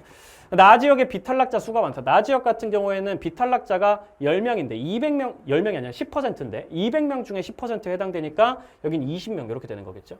24명보다 20명이 적다 이렇게 될 거고 5번 금전적 지원을 원칙으로 하는 제도는 둘 다입니다. 둘 다기 때문에 합집합 생각해야 되죠. 합집합의 수급자 숫자 구해보면 되는 거죠. 합집합 여기 78이고 85고 60이고 이렇게 되는 거야. 실제 인구 구하면 어떻게 되지? 200명 중에 78%면은 156명 이렇게 될 거고 200명 중에 85%면 170명 이렇게 될 거고 300명 중에 60%면은 180명 이렇게 되겠죠. 그러면 계산해 보면은 합집합의 수급자 숫자는 합집합에 해당되는 사람 숫자는 다 지역이 가장 많다라는 게 5번이 정답으로 나온다는 거 크게 어렵지 않게 확인할 수 있어요. 여기서 탈락자와 비탈락자가 결국은 전체 인구 중에 퍼센트다. 그냥 여기다 적어가지고 합쳐서 22% 꺼내면 된다. 이런 것만 생각을 하시면은 사실 그렇게 어려운 문제는 아닌데 새롭게 제시한 데이터 방식이기 때문에 이것 때문에 좀 헷갈린 친구들은 있었을 것 같습니다. 하지만 쌤 따라가지고 정확하게 비율이라는 게 어떤 개념인지 판단하고 계속 배워왔고 그리고 벤 다이어그램 그리는데도 되게 익숙한 친구들은 사실은 무난하게 풀지 않았을까. 여기서 너무 뇌정지가 오지만 않았으면 풀 수 있었을 거라고 믿습니다. 16번 다음 자료에 대한 옳은 설명만 보기 위해서 고른 것은 단 A, B는 각각 기능론과 갈등론 중 하나다. 불평등이랑 관련해가지고 뭐 희소자원의 차등 분배, 불평등, 이거 불평등이죠. 불평등이 개인의 성취 동기에 긍정적으로 작용한다. 라고 보는 입장은 뭐예요? 그 기능론이거든. 불평등은 개인의 성취 동기를 끌어올려서 사회적 효율성이라는 거에 기여할 수 있다. 그 사회적 효율성을 증진시킬 수 있다. 그럼 이거 B가 기능론이라고 주장하는 선지란 말이야. 이 입장을 가지고 있는 건 기능론밖에 없기 때문에 갈등론은 이런 입장 가지고 있지 않기 때문에 근데 0점이잖아요. 지금 0점이면 틀린 거거든. 그치? 참이라고 했는데 틀렸으니까 B가 기능론이라고 주장하는 선지 자체가 틀렸다는 얘기고 그러면 B가 기능론이 아니기 때문에 A가 기능론, B가 갈등론 이런 식으로 바로 찾아낼 수가 있겠습니다. 참인데 0점 나왔으니까 이건 틀렸다라고 이렇게 생각을 해주면 되는 거죠. 그럼 이거는 거짓을 물어보는 진입판단의 선지인데 여기서 지금 이미 결론 났으니까 갈등론과 달리 기능론은 어떻다라고 지금 설명을 했는데 기억에 뭐가 들어갈지는 아직 모르는 상황이니까 선지에서 한번 보자고. 기억, 기능론은 직업 유형 간 사회적 중요도의 차이가 있다고 보죠. 귀천이 있다고 보는 게 기능론의 입장이기 때문에 사회적 중요도가 높은 직업은 돈 많이 받아가는 게 당연하다. 이런 입장 가지고 있고요. 니은 갈등론은 사회 불평등 현상을 제거해야 되는 대상이라고 본다. 갈등론 같은 경우는 사회 불평등 현상이 딱히 성취 동기를 올려준다고 보지 않고 구조적 모순에 기반한 현상이라고 보기 때문에 궁극적으로는 제거해야 된다. 혁명을 통해 가지고 제거해야 된다는 입장이라고 보시면 되고요. 디귿, 가에 귀속적 요인이 사회 불평등에 미치는 영향력을 중시한다가 들어간다면 기억은 0점이다. 생각을 한번 해보자고. 자, 이건 거짓이어야 되는 선지야. 가에 기능론은 개인의 갈등론과 달리 귀속적 요인이 사회 불평등에 미치는 영향력을 중시하지 않잖아. 중시하지 않단 말이야. 갈등론이 오히려 귀속적 요인이 사회 불평등에 미치는 영향을 중시하게 되죠. 만약에 여기에 들어가게 된다면은 기능론이 얘기하는 게 아니게 되기 때문에 틀린 선지가 될 거예요. 그럼 여기 틀린 선지가 들어가면 거짓이라고 판단해야 되는 거기 때문에 거짓으로 잘 판단한 겁니다. 그럼 기억은 1점이 들어가야겠죠. 1점으로 바꿔줘야 됩니다. 그러면 답은 니은일이 될 수밖에 없겠다라고 생각할 수 있겠죠. 기억이 1점이라면 어떻게 돼? 거짓이라고 물어보는데 1점이 나왔으니까 이거 실제로 거짓이라는 게 나와 있으면 가에 틀린 내용이 들어가면 되는 거야. 기능론은 사회적 희소 가치의 분배 기준은 사회 전체가 합의한 것이라고 본다. 이거 맞는 얘기잖아. 그럼 여기 들어갈 수가 없는 게 되지. 들어갈 수 없는 게. 실제로 이거 이렇게 생각을 해야 돼. 꼼꼼하게 생각을 해야 돼. 만약에 기억에 1점이 들어간다고 치면은 그러면 거짓이라고 해서 맞게 판단한 거기 때문에 여기 잘못된 내용이 들어가야 된다고. 기능론은 사회적 희소 가치의 분배 기준은 사회 전체가 합의한 것이라고 본다라고 얘기하면 이거 틀린 얘기로 정확하게 이게 사회 전체가 합의한 것이라고 본다라는 얘기가 들어가게 되면은 기능론이 실제로 이런 주장을 하는 것이기 때문에 사회 전체가 합의해서 그러니까 특정 집단이 합의한 거, 지배층이 합의한 게 아니고 사회 전체가 합의한 것이라고 보는 게 기능론의 입장에서 맞기 때문에 틀린 내용이 들어가야 되는데 맞는 내용을 넣어버렸다? 그럼 들어갈 수 없다라고 판단을 해주면 되는 거라는 거. 그렇게 보면은 4번 정답으로 확정할 수 있고요. 17번 네모네모국은 소수지만 지배층을 이루는 A족과 다수지만 지배를 받는 B족으로 구성되어 있다. 다수지만 지배를 받는 B족. 얘네가 소수자겠죠, 그렇죠? 소수자. 사람 숫자는 중요하지 않다고 사회적 소수자 배울 때 굉장히 많이 얘기했습니다. 소수지만 지배층이에요. 어쨌든 그럼 얘네가 주류 집단인 거고 다수지만 지배를 받고 있으면 차별을 받고 있으면 소수자라고 판단을 할 수 있는 겁니다. A족 출신 소수자 집단이다. A족 출신 직업 군인인 갑은 자신에게 주어진 업무 처리를 위해 철저히 준비했다. 기억은 갑의 얘기사회이다. 아니 군인이라서 자기에게 주어진 업무 처리를 위해 철저히 준비한 건 얘기사회가 아니지. 이건 쌤이 정말 많이 얘기했던 거죠. 얘기사회화인지 아닌지를 구분할 때는 항상 내가 아직은 가지고 있지 않지만 앞으로 가질 예정인 지위, 내가 아직은 가지 않았지만 앞으로 속할 예정인 집단, 그걸 위해서 미리 배우는 과정이어야 되는 건데 이 사람은 이미 군인이야. 군인 업무를 잘하기 위해 가지고 준비하는 건 얘기사회화라고 할 수는 없죠. 미리 배우는 게 아니기 때문입니다. 앞으로 군인이 될 예정이라서 미리 공부하고 있어. 그럼 얘기사회화겠지만 군인이야 이미. 그런 상황에서 업무 처리를 철저히 준비하는 건 얘기사회화가 아니기 때문에 탈락.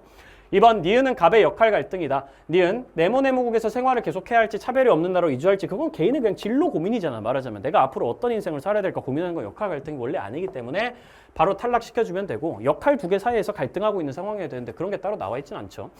3번 갑은 생득적 요인과 후천적 요인에 따른 차별을 모두 경험했다. 찾아보자.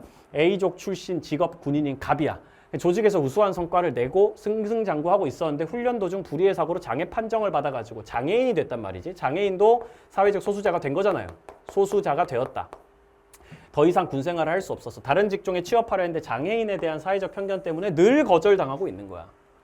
갑이 생활에 어려움을 겪던 중 대다수를 이루는 B족이 권력을 장악하게 됐는데 B족은 권력의 정통성을 확보하기 위해 A족에게 인종차별 정책을 시행하였다라고 지금 돼 있죠. 자, 봐봐. 원래 이 갑이라는 사람이 소수지만 지배층을 이루는 A족에 구성돼 있어가지고 원래는 소수자가 아니었단 말이지.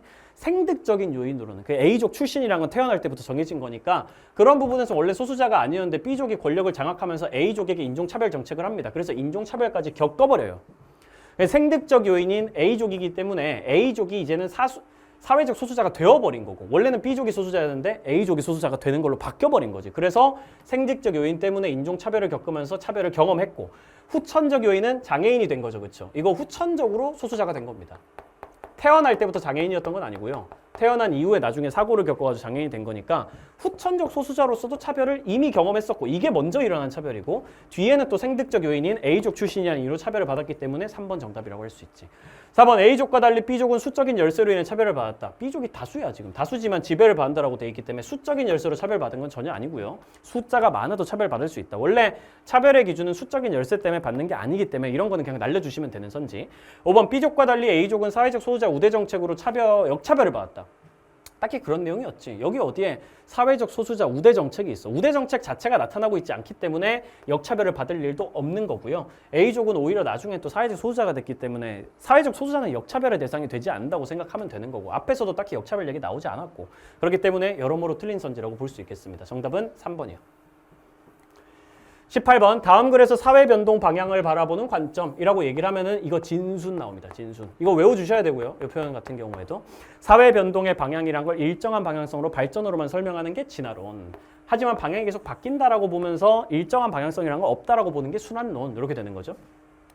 인간이 찾아낸 과학적 지식은 자연이 가하는 제약으로 만들어진 원시적인 미신, 선입견, 오류를 극복하는 과정으로서 축적되고 정해진 하나의 방향을 향해 진전하고 이런 거 다 진화론에서 쓰는 표현이지. 딱 정해진 하나의 방향, 발전으로만 간다. 순환론은 이런 표현 쓰면 안 되거든. 정해진 하나의 방향이 아니라 계속 방향이 바뀌거든.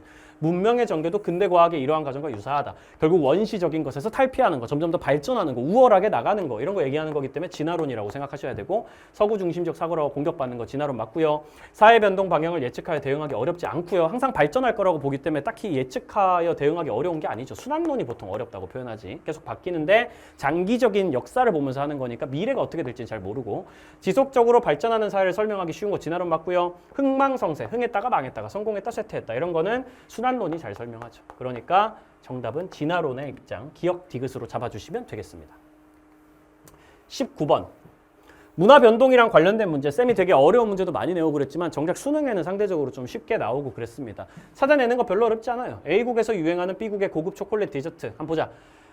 B국의 상류사회에서 즐겨 먹던 고급 초콜릿은 B국에 여행을 다녀온 A국 사람들이 기념 선물로 들어왔어. 이거 직접 전파지.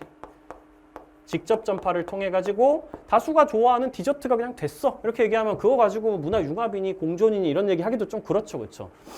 A국의 전통 음식을 재해석한 복고풍 디저트.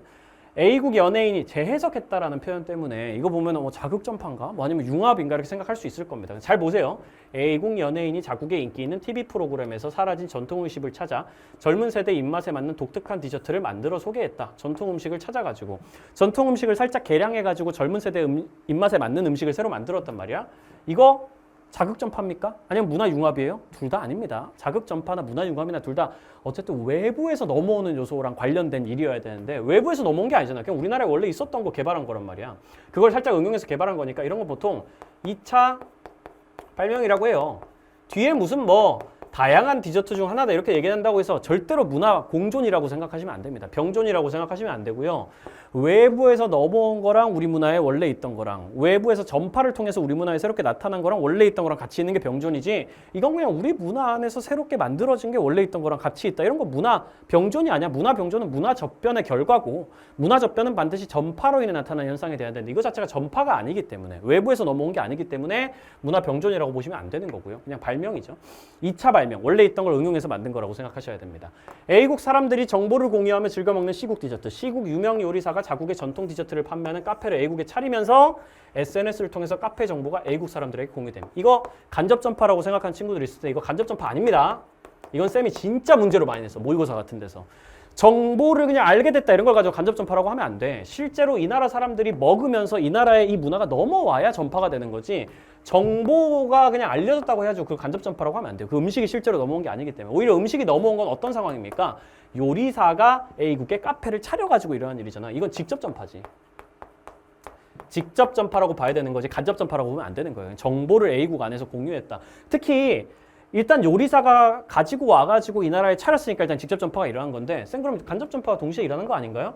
카페 정보가 SNS를 통해서 지네 나라 안에서 퍼지는 걸 가지고 전파라고 하면 안 돼. 심지어 외부에서 그냥 정보가 넘어왔다라고 해도 간접 전파라고 보기 어려운데 우리나라 안에서 그냥 SNS로 여기 카페가 맛있더라 이렇게 공유하는 걸 가지고 절대 간접 전파라고 볼 수는 없는 거기 때문에 전파라는 건 항상 외부에서 넘어와야 되는 것이고 그리고 실제로 그 문화가 넘어오는 모습이 나타나야 되는 것이고 예를 들면 우리나라에서 아파트 같은 노래가 나와가지고 그게 외국의 유튜브를 통해서 나가서 그 나라 사람들이 따라 부르고 이런 건 간접 전파가 될 수 있지만 그 나라 사람들이 우리나라에 김치라는 음식이 있는 걸 알았어. 그걸 가지고 문화가 공유된다라고 얘기를 할 수는 없단 말이지. 그렇기 때문에 간접 전파는 확실히 아닙니다. 새로운 음식 문화로 정착됐다라고 지금 돼 있는데요. 요거는 평가원 출제 방식에 따르면은 병존이라고 어느 정도 봐줄 수 있어. 직접 전파를 통해서 병존이 나타났다라고 봐줄 수 있어.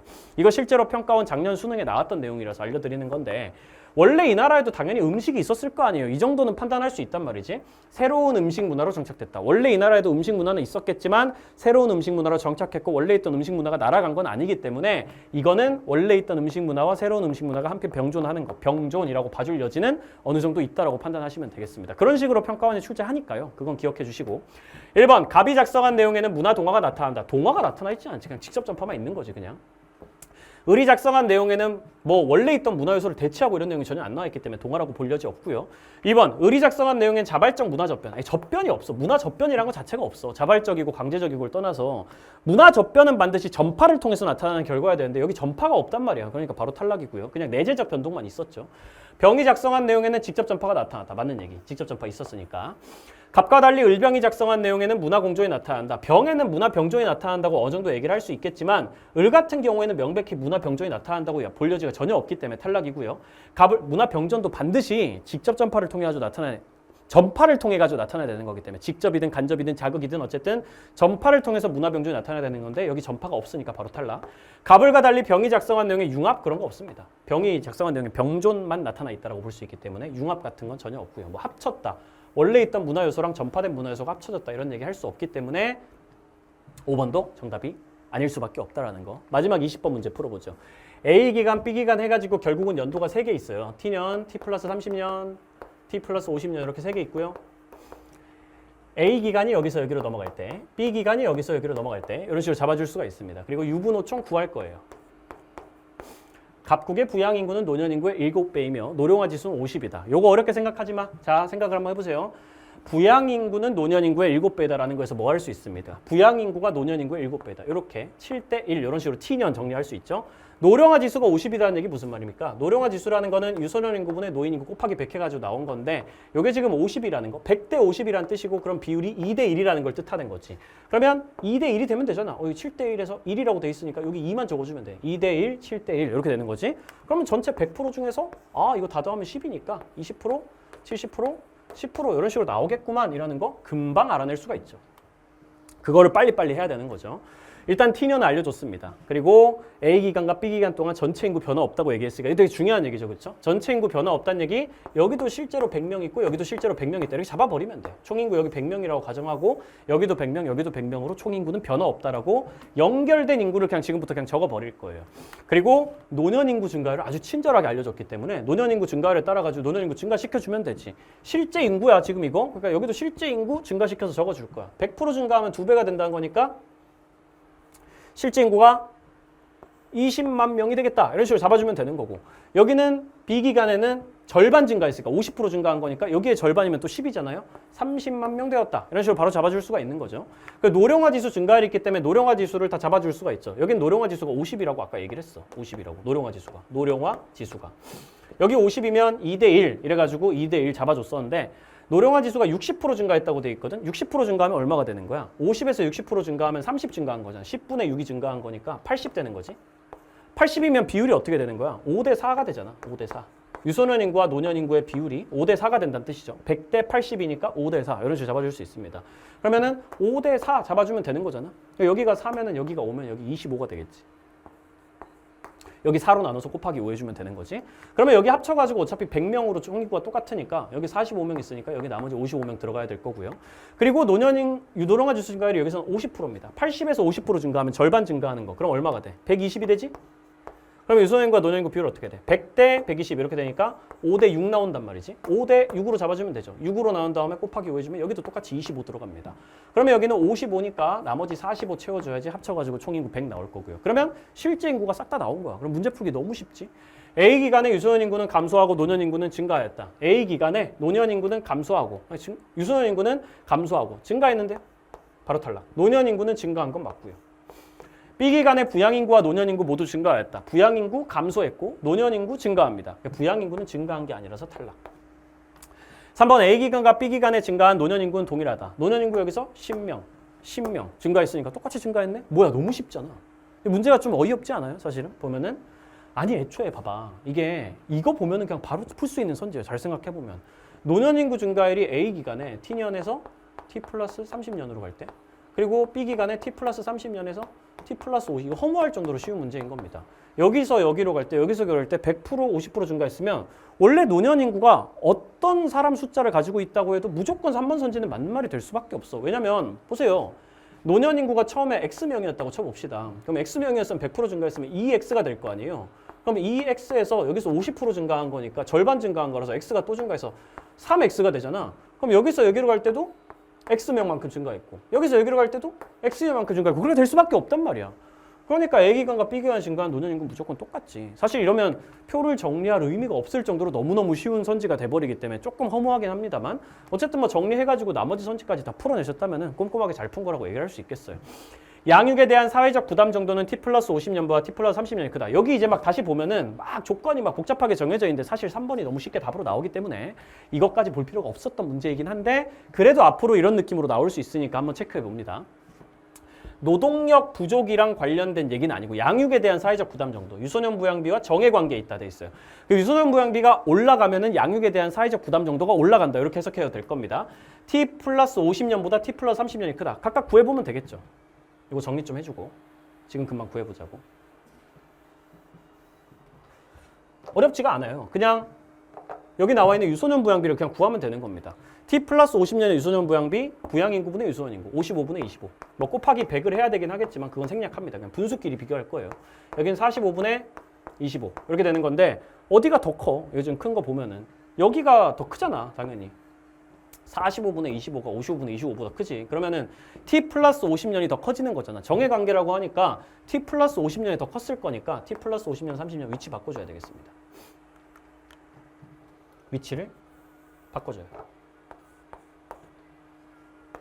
이렇게. 5번 노동력 부족 정도는 T 플러스 50년보다 T 플러스 30년이, 세대 간 갈등 정도는 T 플러스 30년보다 T 플러스 50년이 크다라고 했습니다. 노동력 부족 정도는 부양인구와 부의 관계에 있다라고 했기 때문에, 그러니까 부양인구가 커지면 오히려 노동력 부족 정도가 작아진다. 상식적으로 생각하면 너무 당연한 얘기야. 부양인구가 실제로 일하는 사람들이기 때문에 일하는 사람들이 많아지면 노동력 부족 정도가 줄어들겠지. 일하는 사람이 줄어들면 노동력이 부족해질 거고, 이렇게 생각하면 되는 거고, 노동력 부족 정도는 부양인구가 어느 쪽이 큰지만 판단하면 돼요. T 플러스 30년, T 플러스 50년 비교하면 T 플러스 30년이 더 크잖아. 그러니까 이쪽이 노동력 부족 정도가 더 작을 거란 말이야. 그러면 T 플러스 50년보다 T 플러스 30년에 부양인구가 더 많아졌으니까 노동력 부족 정도가 더 작다라고 얘기를 할 수밖에 없는 거죠. 그렇죠? 실제로 노동력 부족 정도라는 건 결국 부양인구에 따라 가지고 줄어드는, 많아지면 줄어드는 거기 때문에 이쪽에서 T 플러스 50년의 부양인구가 더 적어서 노동력 부족 정도가 더 심하다. 그러면은 T 플러스 50년이 더 큰 거가 되겠지. 노동력 부족 정도는. 그 다음 세대 간 갈등 정도는 T 플러스 30년보다 T 플러스 50년이 크다 그랬는데, 세대 간 갈등 정도는 노년 부양비와 정해 관계에 있거든요. 노년 부양비가 커지면 세대 간 갈등도 심각해진다, 이렇게 파악하면 될 거고, 이것도 금방 구해보면은 노동력 부족 정도. 노년 부양비니까 부양인구분의 노인인구 55분의 20, 요거랑 45분의 30. 얘랑 그냥 비교만 금방 해주면 되는 겁니다. 그럼 어느 쪽이 더 큰가요? 얘는 절반을 넘고 얘는 절반을 못 넘잖아. 그러니까 T 플러스 50년이 더 크다라고 나와야지. T 플러스 30년보다 T 플러스 50년이 크다라고 얘기하면 요거는 맞는 얘기입니다. 어쨌든 앞에 내용이 틀려서 틀린 선지가 된다는 거. 이렇게 하면 우리가 사회문화 수능 2025학년도 수능 한번 마무리를 해봤습니다. 너무너무 고생이 많으셨고, 사실 이 문제 푸느라고 진짜 고생 많으셨어요. 사실 타임어택이 정말 어마어마했기 때문에 사실 수능장에서 절대 만만하게 풀지 못했을 거고 좀 스트레스 많이 받지 않았을까 좀 싶습니다. 그래서 여러분들이 겪었을 그 고통을 생각하면 쌤도 사실 좀 수능 나중에 풀어보면서 얘네들 얼마나 힘들었을까 하고 좀 안타까운 생각이 너무 많이 들더라고요. 어쨌든 수능은 끝났습니다. 여러분들이 지금 이걸 보고 계시는 고3 친구들, N수생 친구들, 이번에 수능 쳤던 친구들 같은 경우에는 다음 입시 과정을 최대한 잘 소화하시길 바래요. 어쨌든 수능이라는 게 사람 인생을 절대 결정하는 게 아니고 앞으로 어떻게 해나가는지가 더 중요하기 때문에 막판에 입시 마무리 잘 하시고 그 이후에 대학교에 가서 또 열심히 할 수 있는 것들 다 하시기 바랍니다. 가능한 내년에는 안 봤으면 좋겠어요. 가능한 이번에 입시가 준비가 잘 마무리가 돼가지고 혹시나 내년에 다시 보게 된다면 쌤이야 뭐 당연히 원래 하던 대로 최선을 다할 테니까 여러분들도 최선을 다해서 따라오시고 고2 친구들, 이번 수능을 안 보신 친구들 같은 경우에는 이 문제 정말 빡세게 분석하시기 바랍니다. 앞으로도 문제가 출제되는 유형에 굉장히 큰 영향을 미칠 수 있게 되는 되게 중요한 시험이기 때문에 지금까지의 출제용을 거의 완전 뒤집은 느낌에 가깝단 말이지. 그러니까 이 문제 유형 철저하게 분석하시고 앞으로의 수능 대비하는 과정에서 계속 반복해가지고 보면서 익숙해지는 과정으로 나아가기를 좀 바랍니다. 여러분들 정말 너무 수고하셨고요. 쌤은 이제 내년에 새로운 커리큘럼을 새로 열 때 본격적으로 다시 한번 뵙도록 하겠습니다. 수고하셨습니다.